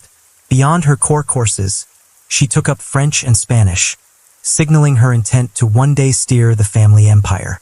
As the daughter of a multi-billion yuan dynasty, Bai Shirshi carried none of the haughtiness one might expect. Friends described her as warm, approachable, always flashing a radiant smile, and remarkably generous. In her free time, she jetted across Europe with pals, soaking in new sights. Like many young women, she adored music, idolized stars, and reveled in live concerts. In 2013, Bai Shirshi crossed paths with JC Chan on a street while out with friends, snapping a keepsake photo. In the shot, She glowed with ease and joy, a snapshot of happier days. After graduating, she enrolled in a master's program at the same university, focusing on international hospitality services and event management. Had all gone to plan, she'd have completed her graduate studies and returned home to helm the family business. But fate veered sharply off course when she met a man named Jordan Matthews. Jordan's upbringing and childhood stood in stark contrast to Baishirshi's gilded world. Born into a modest working-class family, he was one of many siblings, 2 brothers and 3 sisters in a crowded household. With so many mouths to feed, parental attention was scarce. Worse still, when Jordan was just 13, his parents split, leaving a deep emotional scar. The family upheaval forced him to switch schools midstream, but the new environment offered no reprieve. He faced relentless bullying. Pummeled by hardship, Jordan dropped out at 16 to fend for himself. For a teen without a diploma, landing decent work was a pipe dream. Jordan scraped by washing dishes in restaurant kitchens, later climbing to cook at bars, eateries, and hotels. The gigs were grueling, the pay meager, and stability elusive. A string of setbacks in life, compounded by haunting memories of being bullied at school, drove Jordan to seek solace in martial arts. He became captivated by Chinese culture, watching Jackie Chan's action films on repeat, and even teaching himself snake fist moves from the screen. But after realizing he was merely mimicking surface-level theatrics without real skill, he signed up for karate lessons. Years later, when arrested, Jordan bragged to police that he held black belts in 3 different martial arts. Yet he soon confessed it was all bluster, that he'd still boast about his prowess even under interrogation, spoke volumes about his limited education. Jordan's grasp of the law was shaky, and he harbored a streak of violence. In April 2015, he met Bisishi through the dating site Plenty of Fish, and they swiftly arranged an in-person date. Their first meeting brimmed with romance. They lay on the grass, sharing soft melodies under the sky. That night, Jordan claimed he'd missed the last bus, securing an invite to stay at Bisishi's apartment. Their bond escalated fast, and both seemed content with the pace. Though his schooling was scant, Jordan's fascination with Chinese culture made him idolize Bisishi, a brilliant student with roots in China. She, in turn, was smitten by Jordan, a quintessentially British lad with blonde hair, blue eyes, a towering frame, and chiseled muscles. His dating profile photos in particular oozed appeal, the kind of charm that could sweep any woman off her feet at first glance. But Jordan wasn't entirely truthful. He painted himself as a university student, an avid karate practitioner. He even spun tales of his father owning a thriving local business with deep financial roots. Faced with a handsome, strapping guy who seemed accomplished and her equal, Bisishi fell hard and fast. After only a brief courtship, they took the leap to live together, with Jordan moving into Bisishi's apartment. Once settled, he doubled down on hiding his true background by ditching any pretense of studying, quickly spiraling into financial straits. Yet Bisishi, lost in the throes of love, didn't pry too much. Instead, she silently shouldered all their living expenses, rent, food, clothes, even lavish trips. She went so far as to buy Jordan a car. Jordan, for his part, leaned into her support with casual ease, asking for cash whenever he ran dry. Bisishi didn't mind, seeing it as a way to pamper her handsome boyfriend. After all, money was never a worry for her. During their time together, Bisishi frequently posted photos of the couple on Facebook and other social platforms.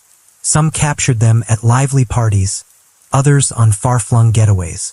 In the images, they'd embrace or share tender kisses, a picture-perfect romance to any outsider.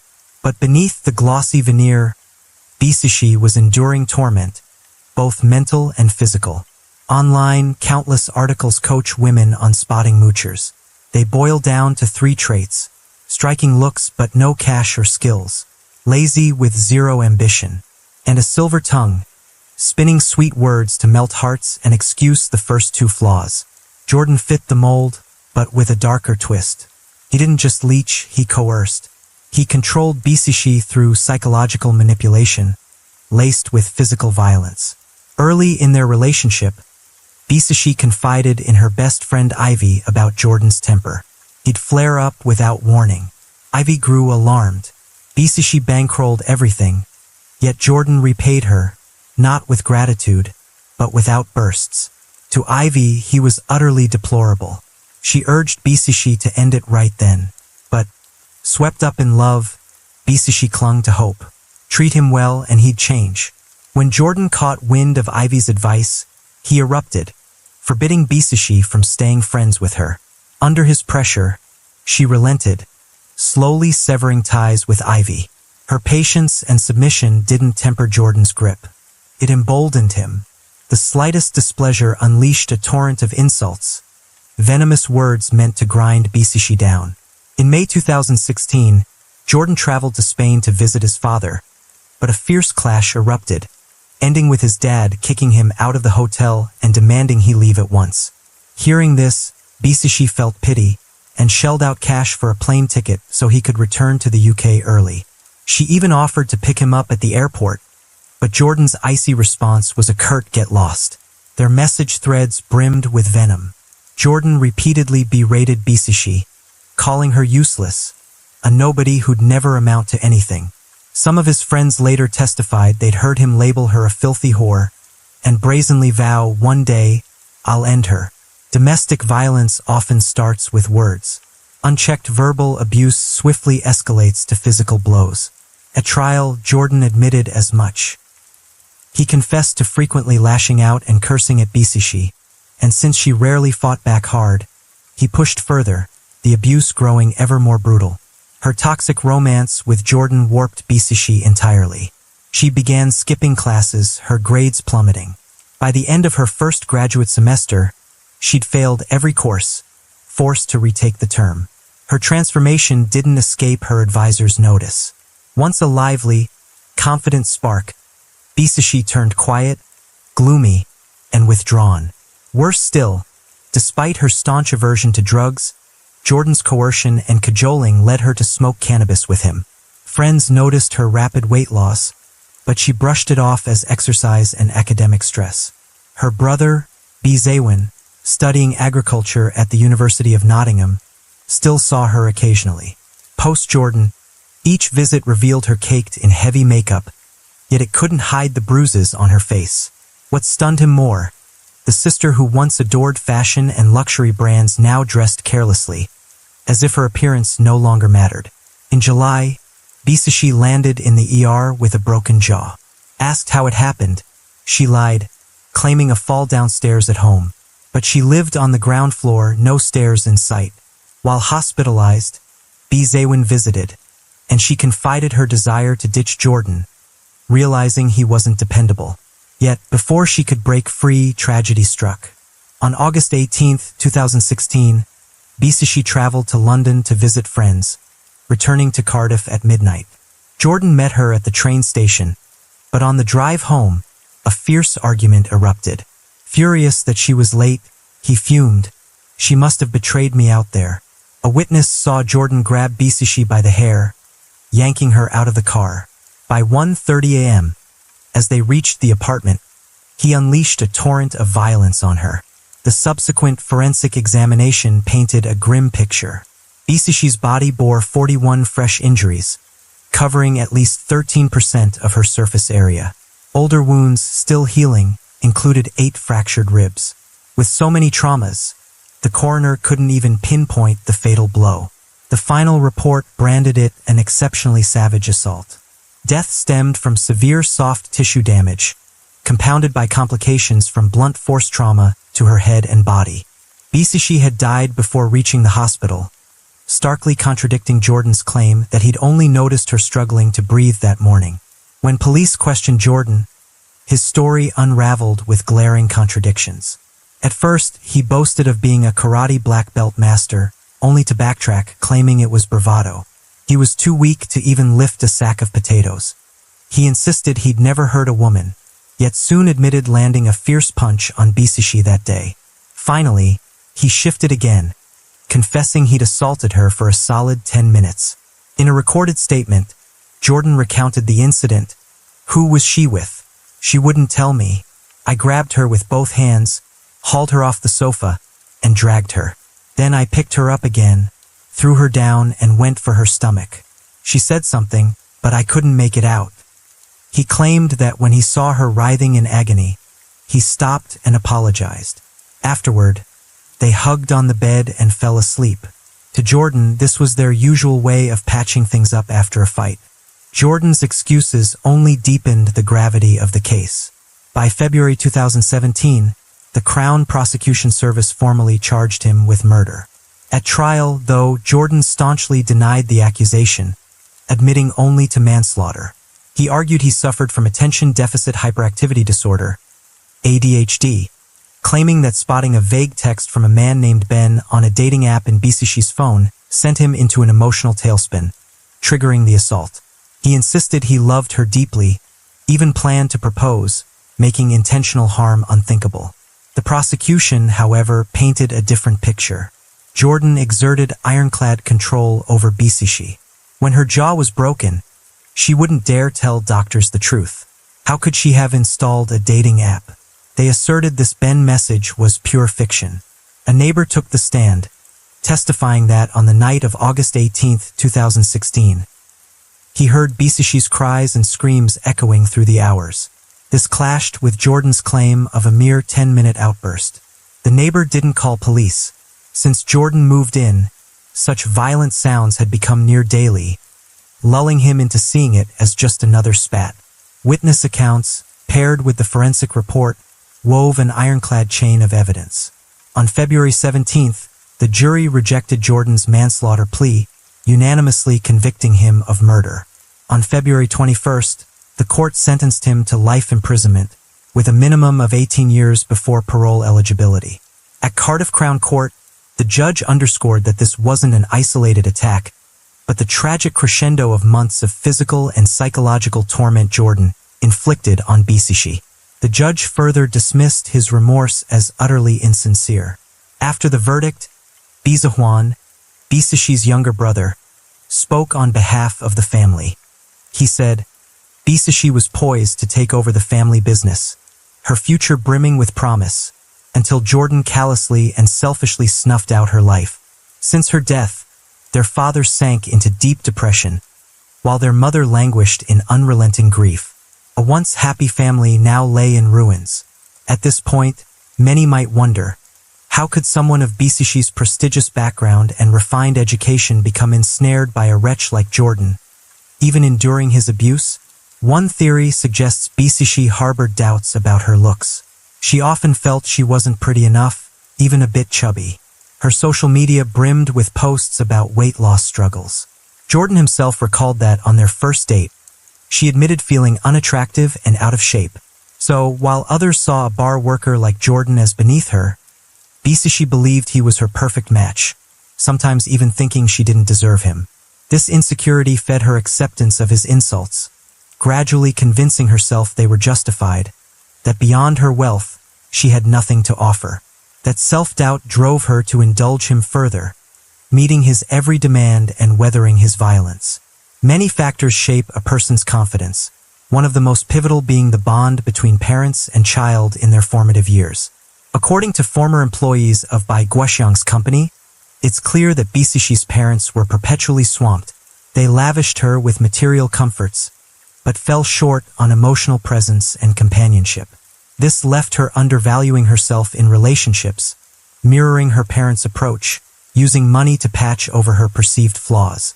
At just 15, Bisishi was sent abroad by her parents. To them, it might have been a golden chance for a top-tier education and early independence. Yet, those experiences bred a gnawing sense of emotional deprivation and insecurity, forging a dependent streak. She craved closeness so fiercely that she'd do anything to sustain it, even when her boyfriend humiliated and battered her. As long as he didn't leave, she'd endure. This submission was both surrender and a warped bid to manage his emotions, staving off abandonment. Those prone to dependency often surrender their fate to others' hands. Bisishi rationalized Jordan's mental domination and physical abuse in a twisted light. He prized her so much that he resorted to violence to keep her close. Though it hurt, she convinced herself it meant he wouldn't ditch her. That's why she stomached the wounds he inflicted. Another theory posits that over the year plus trapped in this violent relationship, Bisashi may have developed battered woman syndrome. This psychological phenomenon, identified by American clinical psychologist Lenore Walker after studying over 400 abused women, describes a distinct behavioral pattern in women enduring prolonged abuse from husbands or boyfriends. At its core lies the cycle of violence. The concept of learned helplessness highlights how abuse unfolds in a predictable, cyclical pattern. This cycle has 3 phases: tension buildup, a severe violent outburst, and a sweet reconciliation, with the violence escalating over time. After repeated cycles, the battered woman comes to accept her reality, forming a belief that she's powerless to change it and abandoning any hope of seeking help, slipping into a state of learned helplessness. This theory distills 2 key laws of domestic violence: its cyclical nature and the alternation between brutality and soothing. In simple terms, it's a beat and soothe mechanism, vicious assaults followed by honeyed words and tender gestures. What's chilling is that enduring prolonged abuse doesn't just erode confidence. It steadily strips away judgment. Victims begin to blame themselves, convinced their partner's violence stems from their own flaws, normalizing and rationalizing the abuse as deserved.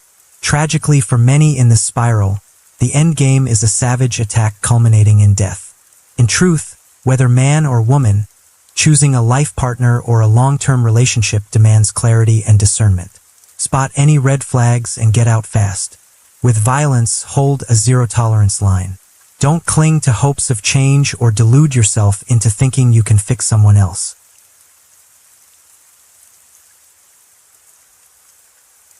Story 5. In 2023, within the quiet confines of an apartment complex in Tampa, Florida, a place where residents went about their daily lives as usual, no one could have imagined that a sinister poisoning plot was unfolding in the shadows. The Umar family, a young couple with a child not yet a year old, began to feel increasingly fatigued, dizzy, and nauseous, with no apparent cause. There was always something strange lingering in the air of their home, but they couldn't quite put their finger on it. It wasn't until their health deteriorated further, when the father and daughter started losing hair and clumps, that they realized they were being targeted. But this wasn't an attack with tangible weapons like a knife or a gun. It was a silent, invisible force seeping through the cracks of their door. The truth came to light when Umar installed hidden cameras to monitor their surroundings, uncovering the horrifying actions of their neighbor, a Chinese PhD student in chemistry at a prestigious university, a man who lived a reclusive and enigmatic life. Why would someone with such a high level of education target a young family? What dark secrets might be hiding behind this chilling story? You're watching True Crime in the World, where we explore the most puzzling cases and most gripping stories. As usual, before we begin unraveling today's mystery, please leave us a like and subscribe to support the channel. Thank you so much. The story begins with a young couple eagerly moving into their new home. In June 2022, Umar Abdullah, a man of Indian descent, and his wife, settled into an apartment on Palm Springs Boulevard in Tampa, Florida. They had carefully chosen this place for its convenient location near Umar's workplace and its peaceful environment, ideal for his pregnant wife to rest comfortably. The neighbors around them seemed friendly, welcoming the new couple with warm greetings and kind inquiries. But not everyone was pleased with their arrival. A man living in the apartment below appeared visibly displeased. His name was Zhu Mingli, a Chinese PhD student in chemistry at the University of South Florida, known for his quiet and mysterious demeanor. On the very first day Umar and his wife moved in, Zhu Mingli approached Umar with a clear air of irritation. As movers bustled in and out, Li pulled Umar aside, his face tense, and said, Umar understood that maintaining a good living environment required mutual respect, so he immediately agreed. He thought keeping quiet at night was a reasonable request, especially for a neighbor struggling with sleep issues. But just a few days later, an unexpected message from Zhu Mingli left Umar unsettled. In the message, Li complained that the noise from their apartment was unbearable, particularly the sound of footsteps and doors closing at night, causing him sleepless nights and excruciating headaches. Umar couldn't help but feel a wave of disbelief as he read the message. He and his wife had been meticulous about keeping the noise down as per Zhu Mingli's request. Yet their downstairs neighbor continued to complain. Was this merely a fleeting irritation? Or was there something more unsettling lurking behind these grievances? Beyond that, Umar couldn't fathom how Zhu Mingli had even gotten his phone number in the first place. But what troubled him most were the complaints about noise at night. They had hoped this would be enough to resolve the issue, but the messages from Zhu Mingli kept coming, each more bizarre than the last. This time, his reason was even more outlandish, the sound of the toilet lid being opened, and the flush was too loud. Zhu Mingli earnestly suggested that they lower the toilet lid as gently as if they were placing a glass cup, and whether they were using the bathroom for a quick visit or otherwise, they were strictly forbidden from flushing after a certain hour at night. Umar didn't know whether to be angry or laugh out loud. He felt as though he wasn't living in an apartment complex, but sharing space with the mythical son Wukong, the Monkey King, who, with his supernatural hearing, could detect every sound from miles away. Sadly, this wasn't the legendary son Wukong.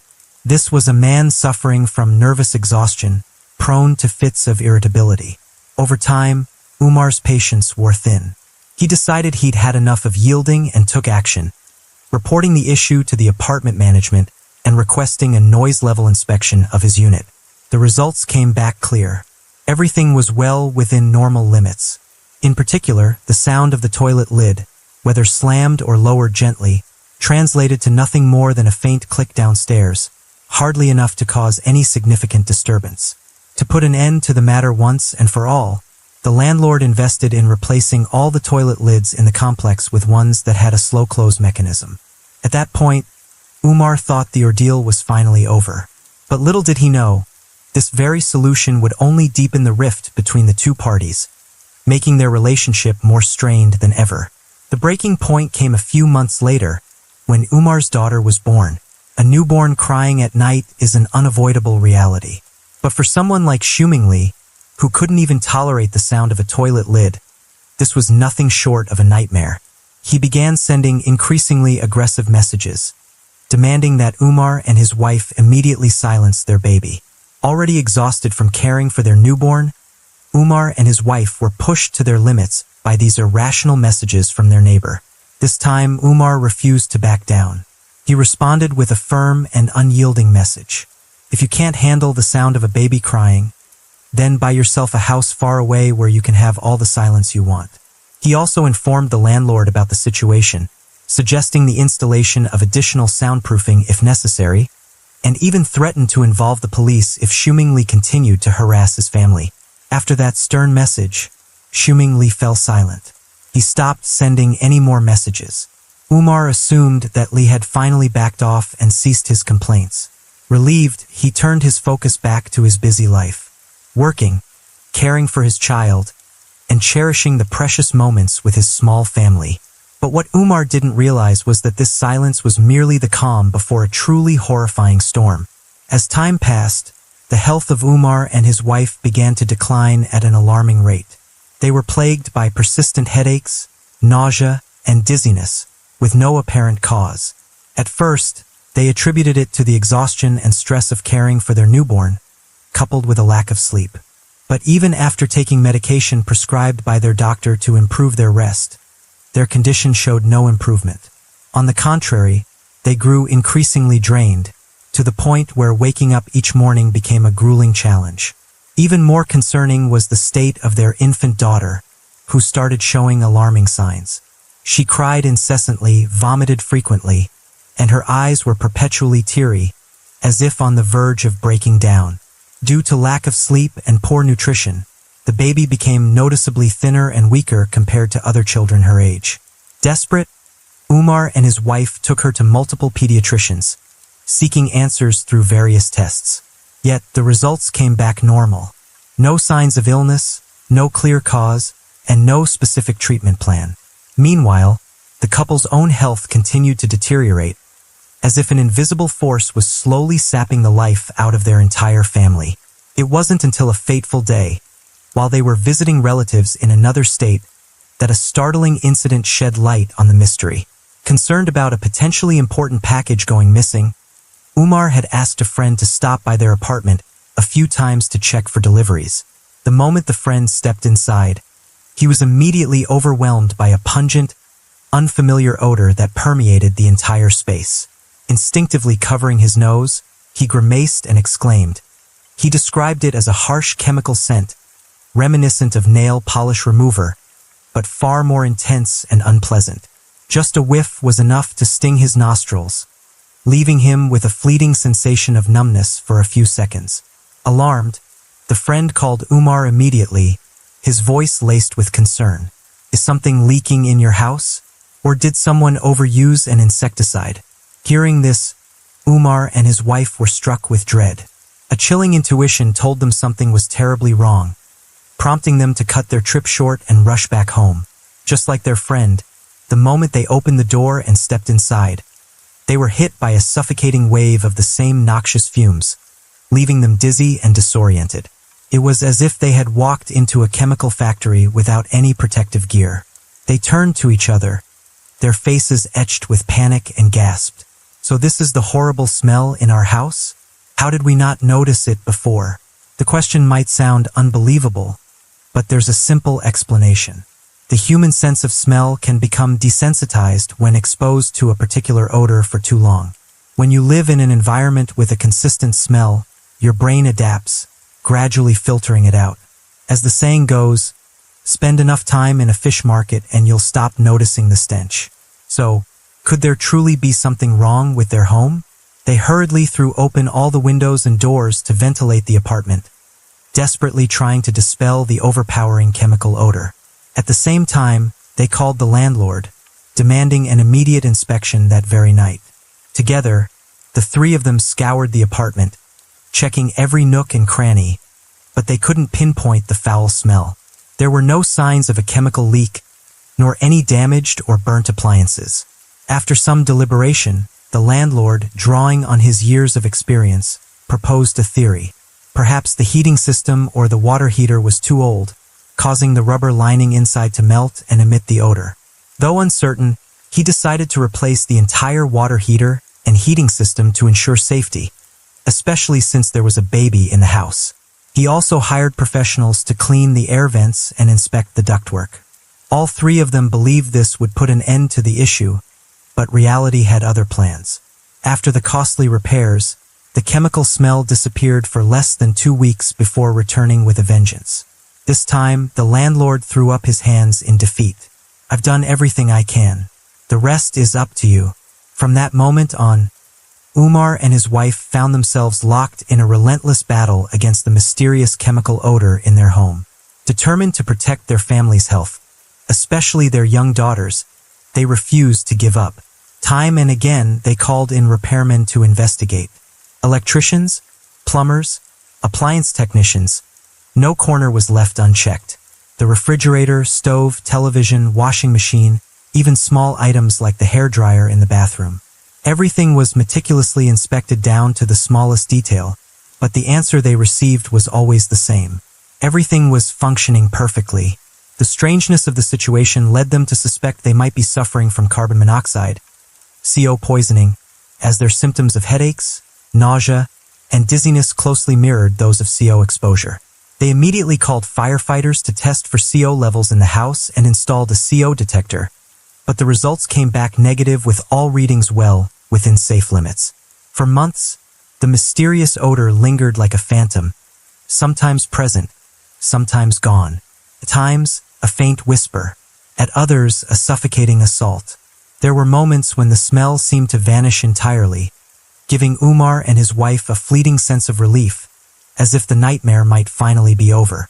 But just as quickly, it would return with a vengeance, as though controlled by some artificial intelligence. And each time it did, the family's suffering deepened. Umar and his wife endured relentless headaches while their infant daughter cried through the night, plunging them into a living hell with no escape in sight. Many might wonder, if they suspected something was wrong with the apartment, why didn't they just move out instead of going to such lengths to investigate? For Umar and his wife, however, leaving wasn't a simple option. On one hand, they were determined to uncover the root of the strange phenomena plaguing their family. On the other, financial constraints made moving a daunting prospect. In a city as expensive as Tampa, where rent can easily climb to thousands of dollars a month, their spacious two-bedroom apartment cost just over $1,000, a steal by local standards. At the time, Umar had only been working for a few years, and his wife had just given birth. The cost of raising a child was like burning money day by day, leaving them unable to afford a more expensive place. So, they resolved to stay and uncover the truth themselves. In their desperation, they resorted to the most basic method, using their sense of smell. They began leaving the apartment at different times of the day for a few hours, taking walks to breathe fresh air and reset their senses. Upon returning, with their noses at their sharpest, they turned into makeshift detection dogs, sniffing around every corner, every crevice, near the walls, the doors, the toilet, the sink, even climbing up to inspect the ceiling. They were determined to find the source of the elusive smell. And finally, a crucial clue emerged. Umar noticed that the closer he got to the front door, the more overpowering the chemical odor became. But what was even stranger was that the smell wasn't just emanating from the door's gap. It was particularly intense at a small crack in the nearby wall. Not only was there a stench, but the wall's surface bore dark, stained patches, as if dirty water had been seeping through for a long time. Could this be the culprit? Was it possible that a leak from the floor above had carried toxic chemicals, seeping through the wall over time and affecting their family? With this theory in mind, Umar examined the area more closely. But something didn't add up. He opened the door, inspecting every detail, yet found no signs of a leaking pipe or any electrical wiring near the area that might have been damaged. The mystery remained unsolved. When Umar approached the landlord with his new findings, he didn't expect that this would be the last time the landlord showed any concern for the issue. The middle-aged man shook his head in exasperation, refusing to investigate further. "I'm done. You two are just blowing this out of proportion." Not only did he wash his hands of the matter, but the landlord even began to question Umar and his wife's mental state, suggesting, "Maybe you're both obsessed? Are you imagining that someone's trying to harm you? There's no such thing as toxic gas or mysterious water stains here." As time went on, the skeptical looks from those around them only grew. The doctor they consulted last delivered a surprising diagnosis.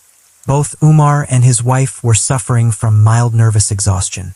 Hearing this, Umar's wife broke down in tears, overwhelmed and unsure of what to do next.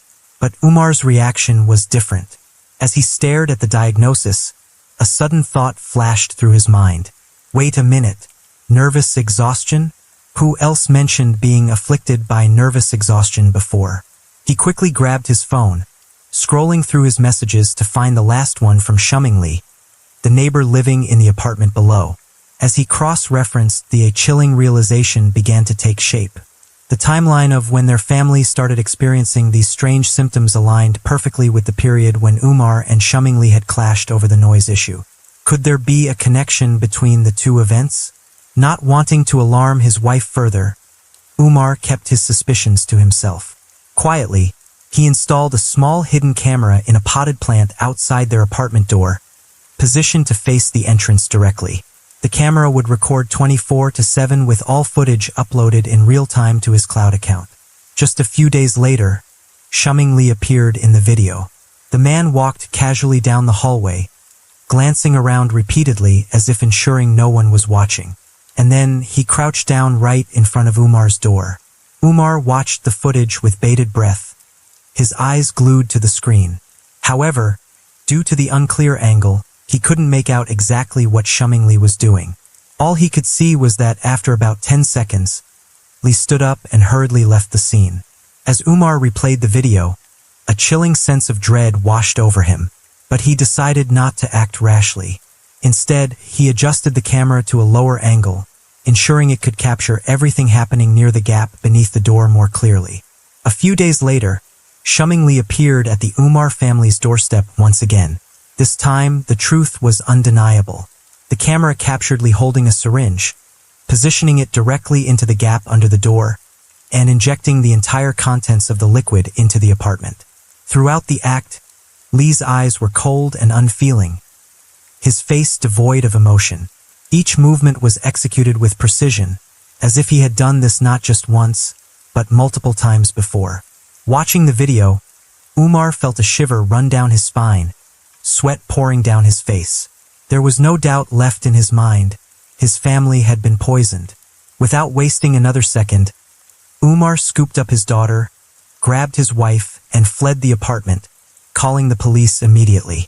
Within less than an hour, the police arrived at the scene and cordoned off the area. They collected samples from the floor, the door gap, and the stained patches on the wall. A few days later, the chemical analysis results were released, leaving everyone in shock. The samples contained methadone and hydrocodone, two potent opioid drugs with severe effects on the nervous system. Methadone, a high-dose painkiller often used to treat opioid addiction, can cause respiratory failure and death if misused. Hydrocodone, another addictive pain reliever, has effects similar to morphine. In addition to these, traces of other toxic elements were detected, though the police were still working to identify the exact composition. But even just these two substances alone posed a grave danger, especially to a young child. The Umar family may have been suffering from chronic poisoning for months. Armed with the surveillance footage and the chemical test results, the police arrested Xiuming Li on charges of poisoning his neighbors.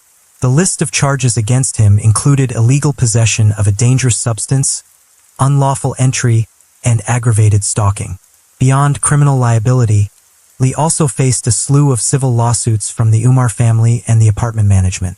Yet, the biggest question remained unanswered. Why did Xiuming Li do this? After his arrest, through his lawyer, Xiuming Li declared himself not guilty, denying all allegations.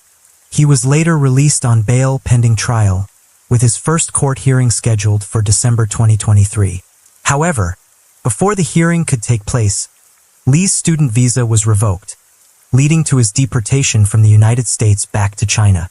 Since then, the case has been left unresolved, with Li unlikely to face the charges in the U.S. As the investigation into this case unfolded, many began to notice a series of troubling inconsistencies. Prior to this point, the investigative team had already consulted experts in pharmacology and toxicology, uncovering a significant issue. If the Umar family's statements and the police's initial conclusions were accurate, the method, substance, and even the motive behind the poisoning raised far too many red flags. Using toxic gas to poison through a door gap is an extremely rare method, as it requires highly specific environmental conditions to be effective. For gas poisoning to succeed, several factors must align. A sealed space with limited ventilation, a high density of people with little chance of evacuation, and a gas concentration strong enough to cause harm in a short period. If even a small amount of fresh air seeps in, the gas would be significantly diluted, rendering it nearly ineffective. Take, for example, the 1995 sarin gas attack in Tokyo, where the perpetrators targeted the subway, a nearly enclosed environment, to ensure no one could escape the gas's effects. In contrast, the building where the Umar family lived was a 3-story apartment complex housing over 20 families, with open windows and unsealed doors. More crucially, why was only the Umar family affected, while none of their neighbors noticed anything unusual? And why wasn't Zhu Mingli's own apartment, located directly below theirs, impacted, despite sharing the same ventilation system? Having lived through the COVID-19 pandemic, most people now understand how a building's ventilation system can spread particles, bacteria, and potentially toxic gases. If a poisonous gas were truly circulating through the complex, Zhu Mingli himself would not have been immune to its dangers. So why would he choose a method of harm that could also put him at risk? If this wasn't an immediate gas poisoning, could it instead be a case of chronic poisoning with toxins accumulating over time?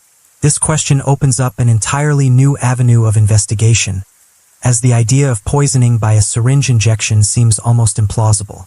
According to some experts, while it's possible the Umar family was indeed poisoned, it's highly unlikely that the syringe wielded by Zhu Mingli was the source.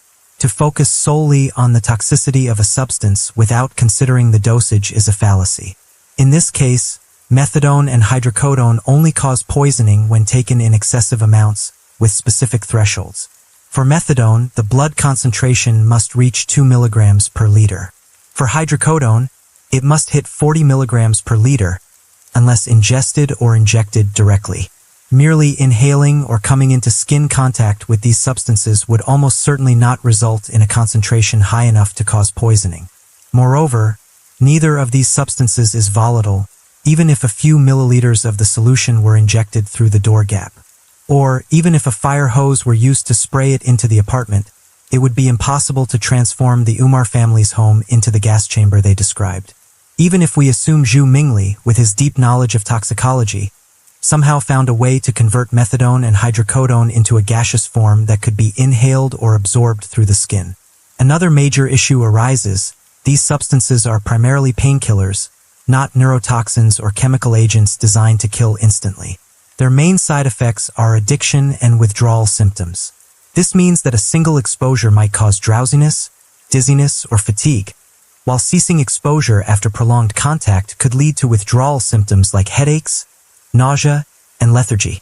This suggests that poisoning through a door gap with a syringe would likely not be potent enough to cause acute poisoning, unless there was another mechanism at play to disperse a much larger dose into the air. Additionally, the most vulnerable member of the Umar family was their baby, not yet 10 months old. At that age, a child crawling on the floor could easily come into contact with any residue near the door, potentially transferring it to their mouth or rubbing it into their eyes. This could cause severe harm, as an infant's body lacks the ability to effectively metabolize and eliminate toxins the way an adult's can. The syringe, therefore, may not have been the primary weapon in this crime. It could have been just a small piece of a larger scheme, or perhaps a deliberate misdirection. Another possibility emerges. Zhu Mingli might have employed additional methods to poison the Umar family, such as sneaking into their apartment to contaminate their food or water, ensuring a dosage potent enough to cause real harm. Alternatively, he could have used a more toxic substance, beyond methadone and hydrocodone, that has yet to be fully identified. This theory would also explain why the police charged him with unlawful entry. There's yet another scenario to consider. After poisoning the Umar family through some covert method, Zhu Mingli might have felt his plan wasn't secure enough. To throw off suspicion, he may have added an extra layer of seasoning through the door gap as a diversion. But what could drive someone like Zhu Mingli to become such a relentless and ruthless enemy? Was it really just a dispute over noise that pushed him to the brink, transforming him into a man with a twisted psyche, willing to unleash such cruelty on his neighbors? To better understand, let's delve into Zhu Mingli's background. Born in 1987, Li earned a master's degree in chemistry from Tianjin University in China. In 2015, he came to the United States to pursue further studies, initially enrolling at the University of Miami before transferring to the University of South Florida, where he graduated in early 2023. Notably, at the time of the poisoning, Zhu Mingli was in the midst of a job search, having just completed his PhD but still without stable employment. On his LinkedIn profile, he described himself as follows: collaborating with colleagues to solve challenging tasks. The irony here is stark. The challenge he spoke of nearly turned into a deadly feast of poison for the Umar family. This raises an even more chilling question. If Zhu Mingli had secured a position in a professional or research setting, would he have become a deranged figure, leaving his colleagues in constant fear of being poisoned by him? Beyond investigating Zhu Mingli, the authorities also looked into Umar, the victim in this case, uncovering a striking detail on LinkedIn. Umar worked as a data analyst, specializing in compiling internship results and academic scores for graduating students, helping them secure job opportunities. For the past 3 years, he had been employed at the University of South Florida, the very same institution where Zhu Mingli studied. Is this merely a coincidence, or could there have been prior friction between the two? Is it possible that Zhu Mingli believed Umar had somehow sabotaged his job prospects, leading to repeated failures in his applications? Could this perceived betrayal have ignited a rage so intense that it festered into a deep-seated vendetta, culminating in a vicious plan for revenge, not just against Umar, but his wife and child as well? These questions could only be answered if the trial for this case had proceeded. But regardless of the motive, one thing is clear. No one has the right to unleash their hatred on innocent people, especially a defenseless child.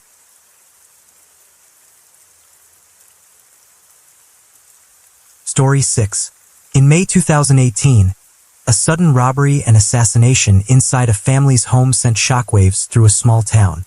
The victim was a beautiful, well-known, and beloved female pharmacist, tragically killed in the attack. The police quickly identified the perpetrator, but as the truth began to unravel, the sheer strangeness and horror of the case left everyone stunned.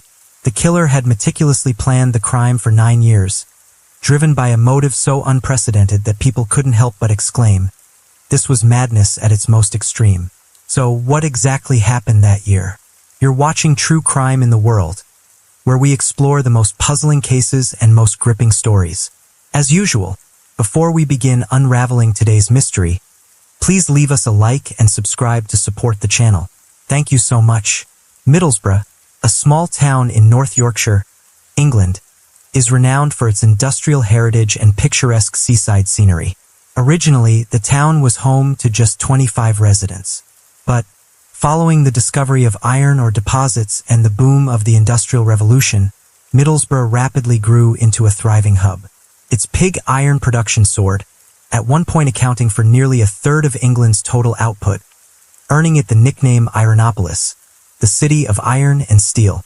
In Middlesbrough, everyone knew Mitesh Patel and Jessica Patel, a couple often regarded as the epitome of a perfect marriage. For 9 years, they had been married, running a pharmacy together in the heart of the town. Not only did they provide dedicated service, but they also frequently offered free medication to struggling patients, earning them the respect and admiration of the community. The locals saw them as benefactors of the village. Yet, no one could have predicted that on the evening of May 14, 2018, a seemingly ordinary Monday, a horrific tragedy would strike. At 8:20 p.m. that night, the local police station received a frantic emergency call. On the other end of the line, Mitesh Patel screamed in anguish and desperation, "Police! Please come quickly. My wife has been attacked." Upon receiving the report, the police immediately dispatched a team to the scene. A fleet of police cars and ambulances descended on the area, shaking the normally peaceful town to its core. When word spread that the victims were the well-known, kind-hearted couple, the community was struck with disbelief. Many residents couldn't fathom the news, rushing out into the streets to learn more. According to Mitesh's statement, Jessica had been busy at the pharmacy until 7 p.m. before heading home. Not wanting to cook, Mitesh told her to rest while he returned to the pharmacy to grab his laptop, then drove to Romano's restaurant to pick up dinner. He never could have imagined that, in the short time he was away, a horrifying tragedy would unfold. Despite the rapid response of emergency medical services, it was too late. Jessica, a woman of just 34 years, showed no signs of life. She was found collapsed in the living room, her wrists and ankles bound tightly with duct tape, her neck marked with deep purple bruises and swelling from strangulation. Next to her body lay a Tesco shopping bag. The forensic examination revealed a chilling picture. Jessica's body contained an abnormally high level of insulin, and both her thyroid cartilage and hyoid bone in her neck were fractured. The cause of death was determined to be asphyxiation due to strangulation. Notably, the Tesco bag beside her body bore traces of the victim's saliva and blood, strongly suggesting it was the murder weapon. The house was in complete disarray. Both the living room and the upstairs bedroom had been ransacked, with clothes strewn everywhere. At first glance, the scene appeared to be a typical robbery-turned-murder. Jessica's body also showed multiple bruises, indicating she had fought fiercely for her life. Outside, on the front lawn, the police discovered Jessica's mobile phone, likely discarded by the killer during their escape. However, after a thorough examination of the crime scene, the police uncovered several anomalies that hinted at a chilling possibility. The perpetrator was likely someone who knew the victim well. The killer had been remarkably cunning, paying meticulous attention to even the smallest details to cover their tracks. The entire crime, from the murder to staging the robbery to removing the computer's hard drive, was executed in less than 30 minutes while Mitesh was away, suggesting the culprit was intimately familiar with the family's routines and movements. There were even signs that the killer may have been stalking and lying in wait around the house, biding their time for the perfect moment to strike. All these clues pointed to a stark conclusion. This was likely a crime committed by someone close to the victim. Immediately, the police shifted their focus to Jessica's personal relationships, determined to uncover the truth behind this heinous act. Jessica, a British woman of Indian descent, was born in 1983 in Leeds, a bustling and vibrant city in the United Kingdom. She was the eldest of 6 siblings. Typically, the firstborn might be expected to embody the calm, mature demeanor of an older sister. But Jessica was the complete opposite. From a young age, she was a lively, cheerful girl, always inseparable from her younger sister, Divya, who was just 18 months her junior. Beyond her playful nature, Jessica was a true romantic at heart. Her mind was constantly filled with rosy dreams of love, yearning for a romance as enchanting as those in the saccharine love stories she adored. She was particularly captivated by Mary Sue romantic dramas, often moved to tears by tragic love stories like Romeo and Juliet. She even dreamed that one day, she too would experience a love story for the ages, passionate, romantic, and straight out of a fairy tale, the epitome of a hopeless romantic. Yet, what surprised many was that this dreamer of grand love stories had never been in a relationship until she entered university. Beyond her romantic ideals, Jessica was also deeply compassionate, always eager to help others. From a young age, she harbored a dream of becoming a pharmacist to heal and save lives. In 2000, she was accepted into De Montfort University to study pharmacy. After graduating, she pursued further studies at the University of Manchester to advance her professional career. It was on the campus of the University of Manchester in 2006 that Jessica met the Prince Charming of her dreams, Mitesh Patel.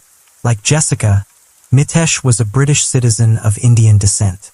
Despite sharing the same surname, Patel, the two were not related by blood or family ties. Mitesh was strikingly handsome, intellectually brilliant, and shared Jessica's dream of becoming a pharmacist. They bonded not only over their shared career aspirations, but also their common cultural background, beliefs, and personal interests, which quickly blossomed into love. Mitesh was dubbed a love expert by his friends, as he always knew how to make Jessica happy. He frequently surprised her with small, thoughtful gifts, like cute teddy bears and rain or shine. He would pick her up and drop her off at school every day. To Jessica, Mitesh was the ideal man she had always dreamed of, a perfect boyfriend who made her feel incredibly lucky to have met him, a man she believed would be her lifelong partner in happiness. By 2009, Mitesh's family began pressuring him to settle down.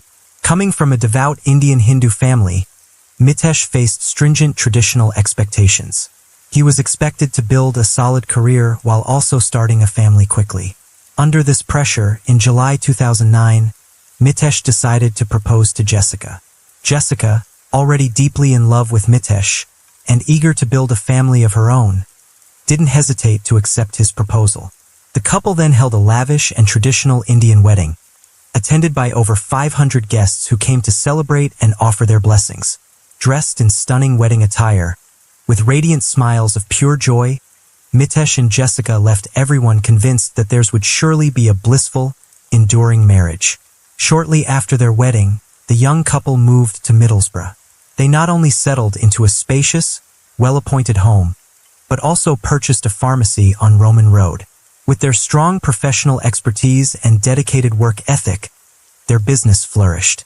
The pharmacy became renowned not just for its quality service, but also for the warmth and sincerity of the couple, earning them the affection of the local community. Residents couldn't stop praising them as the perfect couple, beautiful, kind-hearted, and admired by all. Jessica's family was equally delighted with her success and happiness, believing she had entered the most beautiful chapter of her life. But no one could have foreseen that a horrific tragedy was about to shatter all that beauty. As the investigation progressed, the police began to notice inconsistencies in the case. Jessica and Mitesh were widely known as a kind, harmonious couple who had never been involved in disputes or conflicts with anyone. The likelihood of this being a targeted killing, driven by personal grudges, or a patient pharmacy dispute seemed low. While investigative experience often points to the surviving spouse as the primary suspect in cases where one partner is harmed, in this instance, Everything the neighbors said painted a picture of a loving and harmonious relationship between Jessica and Mitesh, a model of marital bliss. The police also verified Mitesh's alibi for the day of the murder, including his trips to the gym and to buy pizza, all of which aligned perfectly with surveillance camera footage. There were no signs of deception. After Jessica's death, Mitesh appeared consumed by grief. He neglected eating and drinking, spending day and night clutching his wife's belongings, sobbing uncontrollably and repeating, "This can't be real. It can't be." The sight of his anguish moved everyone who witnessed it to pity. Jessica's family, particularly her younger sister Divya, seeing Mitesh in such a state, offered him their heartfelt sympathy and trust. They comforted him with sincere words.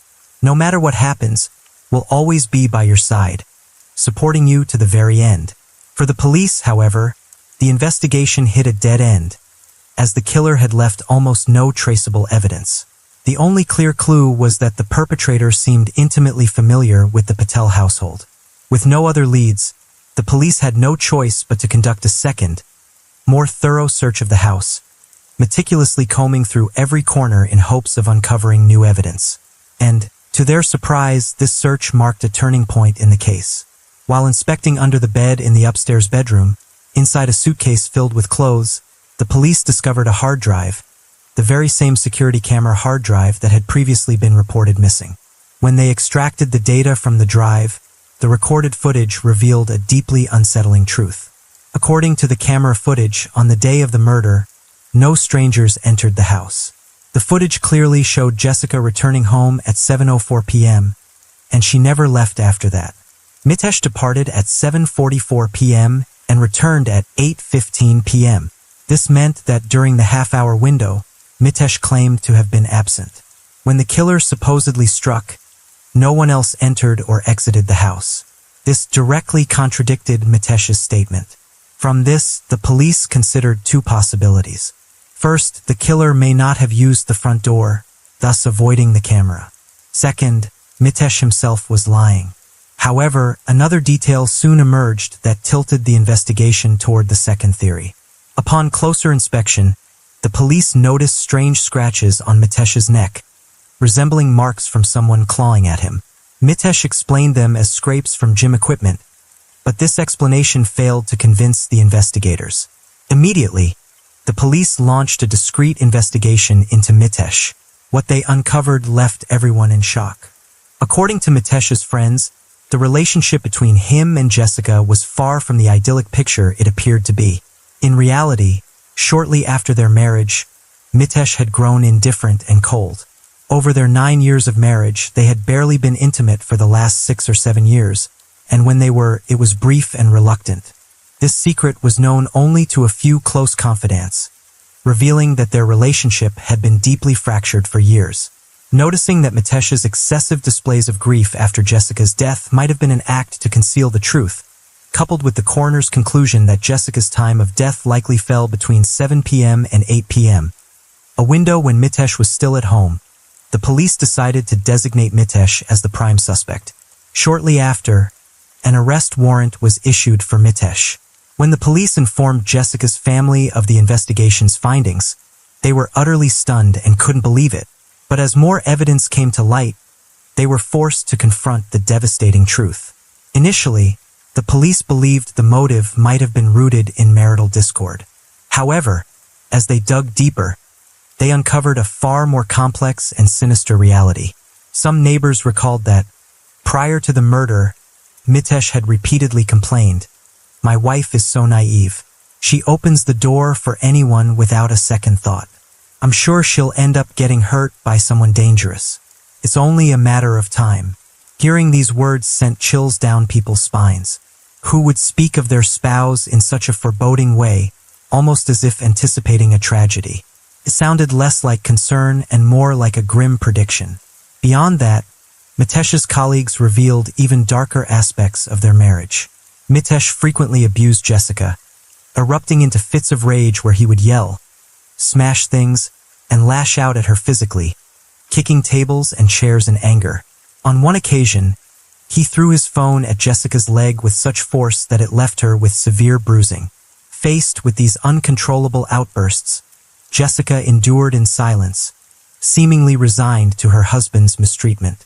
Jessica's cousin, Gayatri, remains haunted by the memories. The relationship between Jessica and Mitesh completely changed after they got married. There wasn't a trace of the sweetness they had during their courtship. I remember Jessica once confided in me that they hadn't been intimate for 10 months, which shocked me because they had only been married for a short time. I also vividly recall an incident in February 2010, when Jessica's grandfather fell gravely ill. She wanted to visit him one last time to care for him, but Mitesh forbade her, refusing to let her go. When Jessica resisted, Mitesh dragged her into the car and assaulted her violently. That day, many people witnessed the scene, and everyone commented that Mitesh had serious psychological issues. His temper was volatile, and his control over his wife was terrifying, a stark contrast to the gentle, caring man he had been before marriage. Jessica's younger sister, Divya, also provided the police with a crucial piece of information. Divya recounted that, before the tragedy, Jessica had confided in her. Mitesh would often sneak up to the attic or into the bathroom to make phone calls to someone, sometimes talking until 4 or 5 in the morning before going to bed. Jessica suspected he was having an affair, so she shared her concerns with Mitesh's family. But instead of holding Mitesh accountable, his family held a meeting and turned the blame entirely on Jessica, claiming it was her fault for not bearing children and failing to fulfill her duties as a wife, which drove Mitesh to seek someone else. Those harsh accusations struck Jessica like a devastating psychological blow, leaving her speechless. She even began to doubt herself, slowly spiraling into despair. But what enraged the police the most was uncovering the true reason Jessica could never conceive. After further investigation, they discovered that Mitesh had been secretly taking a sperm-suppressing drug for years, a medication that rendered him completely infertile. For years, Jessica had been blamed by Mitesh and his family for not being able to bear children, when the real cause lay with Mitesh himself. In truth, Jessica adored children and longed to become a mother. Her inability to conceive plunged her into profound anguish. Despite the coldness of their marriage and the near absence of intimacy, she never stopped hoping. Even as her mental and physical health deteriorated, Jessica underwent in vitro fertilization, IVF, 3 times. But each attempt failed, deepening her despair and leading her into severe depression. Jessica's family had taken her to a psychiatrist, explaining, Jessica's depression stems from the prolonged physical and emotional abuse she endured from Mitesh.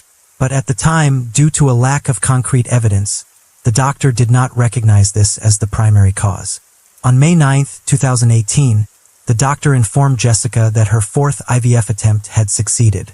The embryo had been fertilized and was scheduled to be implanted the following month. Overjoyed, Jessica shared the news with everyone, beaming with pride that her long-held dream of becoming a mother was finally coming true. Yet, just 5 days later, on May 14, 2018, Jessica was found dead in the very home where she had hoped to build a happy family. Her death felt like a cruel twist of fate, snuffing out the faint glimmer of hope she had just begun to grasp. At this point, many might wonder, if Jessica endured such a miserable marriage, why didn't she file for divorce? There were 2 main reasons. First, Jessica loved Mitesh and couldn't bring herself to leave him. Despite the pain he caused her, she clung to the hope that he would change, and they could eventually have the happy family she had always dreamed of. Second, as a British woman of Indian descent, Jessica was deeply influenced by traditional Indian culture and religion. In many Indian families, divorce is considered a profound disgrace, especially for women. After a divorce, women often face societal condemnation, familial rejection, and even ostracism from friends and relatives. As a result, many women, even those trapped in unhappy marriages, grit their teeth and endure, hoping to make it work for as long as possible. By this stage, the police were almost certain that Mitesh was the prime suspect, with no room left for denial. But one question continued to perplex them. What was Mitesh's motive? He had gone to great lengths to pursue Jessica and marry her. So why would he treat her so cruelly and ultimately kill her? What did he stand to gain from taking her life? With these questions in mind, the police conducted a thorough search of Mitesh's phone and computer, uncovering a horrifying secret. It turned out that, from the very beginning, their marriage had been a carefully orchestrated facade to conceal Mitesh's true identity. Mitesh never loved Jessica because he was in love with men. In reality, Mitesh was gay, but coming from a traditional Indian Hindu family with strict values, publicly acknowledging his sexuality was unthinkable. To cover his tracks and appease his family and society, he felt compelled to marry a perfect woman like Jessica, playing the role of the ideal husband. Even after marrying Jessica, Mitesh continued to secretly see other men, using various dating apps to find male partners. The deeper the police dug, the more shocking the revelations became. Over their 9-year marriage, Mitesh not only engaged in clandestine affairs with men, but even brought his lovers to their home to spend the night when Jessica was away. The turning point came in 2010, just a year after their wedding, when Mitesh met a man named Amit, a medical doctor. The two quickly fell in love, with Mitesh describing Amit as his soulmate, the only person who truly understood him and brought him genuine happiness. By 2016, when Amit immigrated to Australia, Mitesh began dreaming of a new life with his lover in the land down under. He devised a detailed plan for their future, even creating a checklist of tasks to prepare for his move to Australia. Paperwork, finances, housing, and even having a child. Yes, even having a child. Because Mitesh didn't simply not want children, he wanted a child with his male partner, not with Jessica. This explains why he orchestrated the entire IVF process. His goal in pushing Jessica to undergo multiple IVF treatments wasn't to have a child with her, but to obtain an embryo which he planned to take to Australia to start a perfect family with Amit. At this point, the truth became painfully clear. Jessica had been nothing more than a shield to conceal Mitesh's secret for 9 years. Once the IVF process neared success, Mitesh realized he no longer needed Jessica. In fact, she had become an obstacle to his new life in Australia. So, just 5 days after receiving the joyful news of a successful embryo, Mitesh took her life in a ruthless act to clear the path for his future.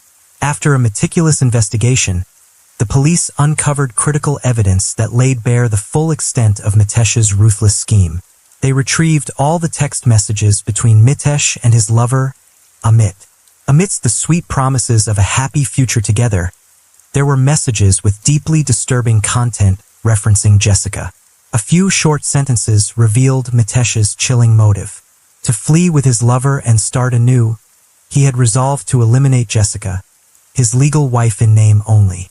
Beyond that, the police discovered a trove of evidence showing that this was a premeditated crime, carefully planned over years, not a spontaneous act of violence. Months before the murder, Mitesh had researched online methods of killing with insulin, even watching detailed videos on how to suffocate a victim without leaving traces. Shockingly, as far back as 5 years prior, Mitesh had been searching for ways to harm his wife, as if he had been harboring this plan for a long time. He had also taken out a life insurance policy on Jessica, worth £2 million, ensuring that her death would leave him with a massive payout to fund his new life with his lover. After the murder, the police found £25,000 in cash, several gold bars, and a plastic bag containing £2,000 hidden in Mitesh's safe. Clearly, he had prepared the funds to flee the scene. When examining Mitesh's laptop bag, the police discovered 4 insulin syringes, one of which had been completely used. The autopsy confirmed that Jessica's blood contained an excessively high level of insulin, a direct cause of her death. Furthermore, the duct tape used to bind Jessica was traced back to a pharmacy where Mitesh had purchased it beforehand. The police also uncovered another heartbreaking truth. Jessica had never wanted to undergo IVF. She had suspected her husband's infidelity and didn't want to have a child with him, but Mitesh had coerced her into complying, using every means possible because he needed the embryo to fulfill his plan of escaping to Australia and building a family with his lover. To clarify Mitesh's actions on the day of the murder, the police seized both spouses' iPhones to analyze their health data. iPhones have a health app that tracks metrics like steps taken, heart rate, and floors climbed. The data revealed that on the evening of the murder, after Mitesh returned home at 8:15 p.m., he didn't immediately call the police as he had claimed. Instead, he was busy moving back and forth between the first and second floors, clearly occupied with hiding the security camera hard drive and staging the scene to look like an armed robbery. And what about Jessica's phone? From the moment she arrived home at 7:04 p.m., her phone barely moved until 7:44 p.m., when Mitesh left the house, at which point it recorded 14 steps. Based on this, the police deduced that Jessica was attacked almost immediately after entering the house. After committing the murder, Mitesh deliberately picked up her phone to create a false impression of activity, then discarded it to cover his tracks. When pieced together, all these details painted a vivid picture of Mitesh's crime. A cruel husband, driven by his desire for a new life with his lover, had coldly taken his wife's life, meticulously planning the horrific act over years. The final piece of evidence that sealed the case was the DNA analysis. Forensic experts found Mitesh's skin tissue under Jessica's fingernails, a clear sign that she had fought desperately to survive. The scratches on Mitesh's neck were undeniable proof of Jessica's frantic struggle. Additionally, Mitesh's DNA was found on the Tesco shopping bag used to stage the and traces of the same duct tape used to bind Jessica were found on his fingers. With this irrefutable evidence, the Crown Prosecution Service formally charged Mitesh with first-degree murder. The trial officially began in December 2018. At the hearing, the prosecutor presented a mountain of evidence: the security camera footage, DNA results, witness testimonies, and health data from the iPhone's health app. Most shockingly, the prosecutor revealed a text message that sent chills through the courtroom. Shortly after killing his wife, Mitesh had texted his lover, Amit, with a message that was chillingly casual and cold. Despite the overwhelming evidence laid bare before the court, Mitesh remained defiant, refusing to plead guilty. He stubbornly denied the charges, weaving evasive excuses without showing the slightest hint of remorse or regret. The presiding judge remarked, "The defendant has shown no repentance for his actions." Throughout the trial, his sole concern was himself, with complete disregard for the immense pain inflicted on the victim's family. After 12 days of trial, it took the jury just 3 hours to reach a verdict. Mitesh was guilty of murder. The sentence was delivered, a life imprisonment term with a minimum of 30 years before he could be eligible for parole, one of the harshest sentences ever handed down in the UK. During the sentencing, the judge, visibly moved, stated, "But those modest dreams became an unattainable fantasy," as she fell victim to the sinister plot of the very man she shared her life with. Mitesh exploited their marriage to conceal his true romantic inclinations, and beyond that, he meticulously planned to kill his wife to claim her life insurance money and the embryo, all to start a new life with his lover. His actions were cruel, cold-blooded, and utterly unforgivable.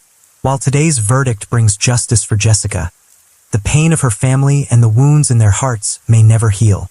This shocking murder case was later classified as an honor killing. Mitesh, born into a traditional and deeply conservative Indian Hindu family, could not openly acknowledge his homosexuality, nor could he use it as grounds for divorce without risking disgrace. Instead, he resorted to an extreme measure to preserve his honor, killing Jessica. The term honor killing refers to murders committed under the guise of protecting family honor. In many parts of the world, particularly in South Asian countries, this type of crime remains a terrifying reality. Victims, often women, are killed for reasons that can be shockingly trivial, from dressing inappropriately, speaking to strangers, refusing an arranged marriage, seeking a divorce, to being suspected of infidelity.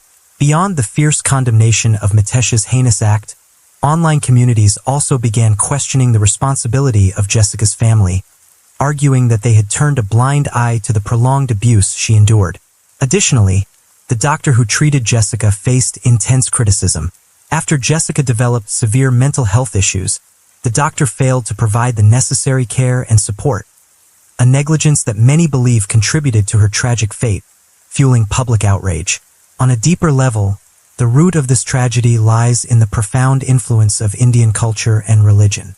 In many Indian families, women still hold a subordinate status, with the ingrained expectation of endurance, submission, and sacrifice deeply embedded in their psyche. As a result, even when subjected to abuse by their husbands, many women dare not speak out or seek help, fearing societal condemnation and the stigma of bringing shame to the family. Research has shown that women who experience abuse are at a high risk of developing mental health issues. Conversely, women already struggling with mental health challenges are more likely to become targets of violence. This vicious cycle is incredibly dangerous and demands serious reflection and action from society. Indeed, Jessica's tragedy was the culmination of multiple converging factors. Undoubtedly, Mitesh bears the primary responsibility for this cruel crime. There's no question about that. But alongside his actions, the indifference of her family, the rigid constraints of traditional religion, and the oppression of women through honor killings all played a role in her unjust death. The prosecutor in charge of the case emphasized in a post-trial interview, if Jessica had received timely help from her family, friends, doctor, and community the first time she was abused, she might not have lost her life.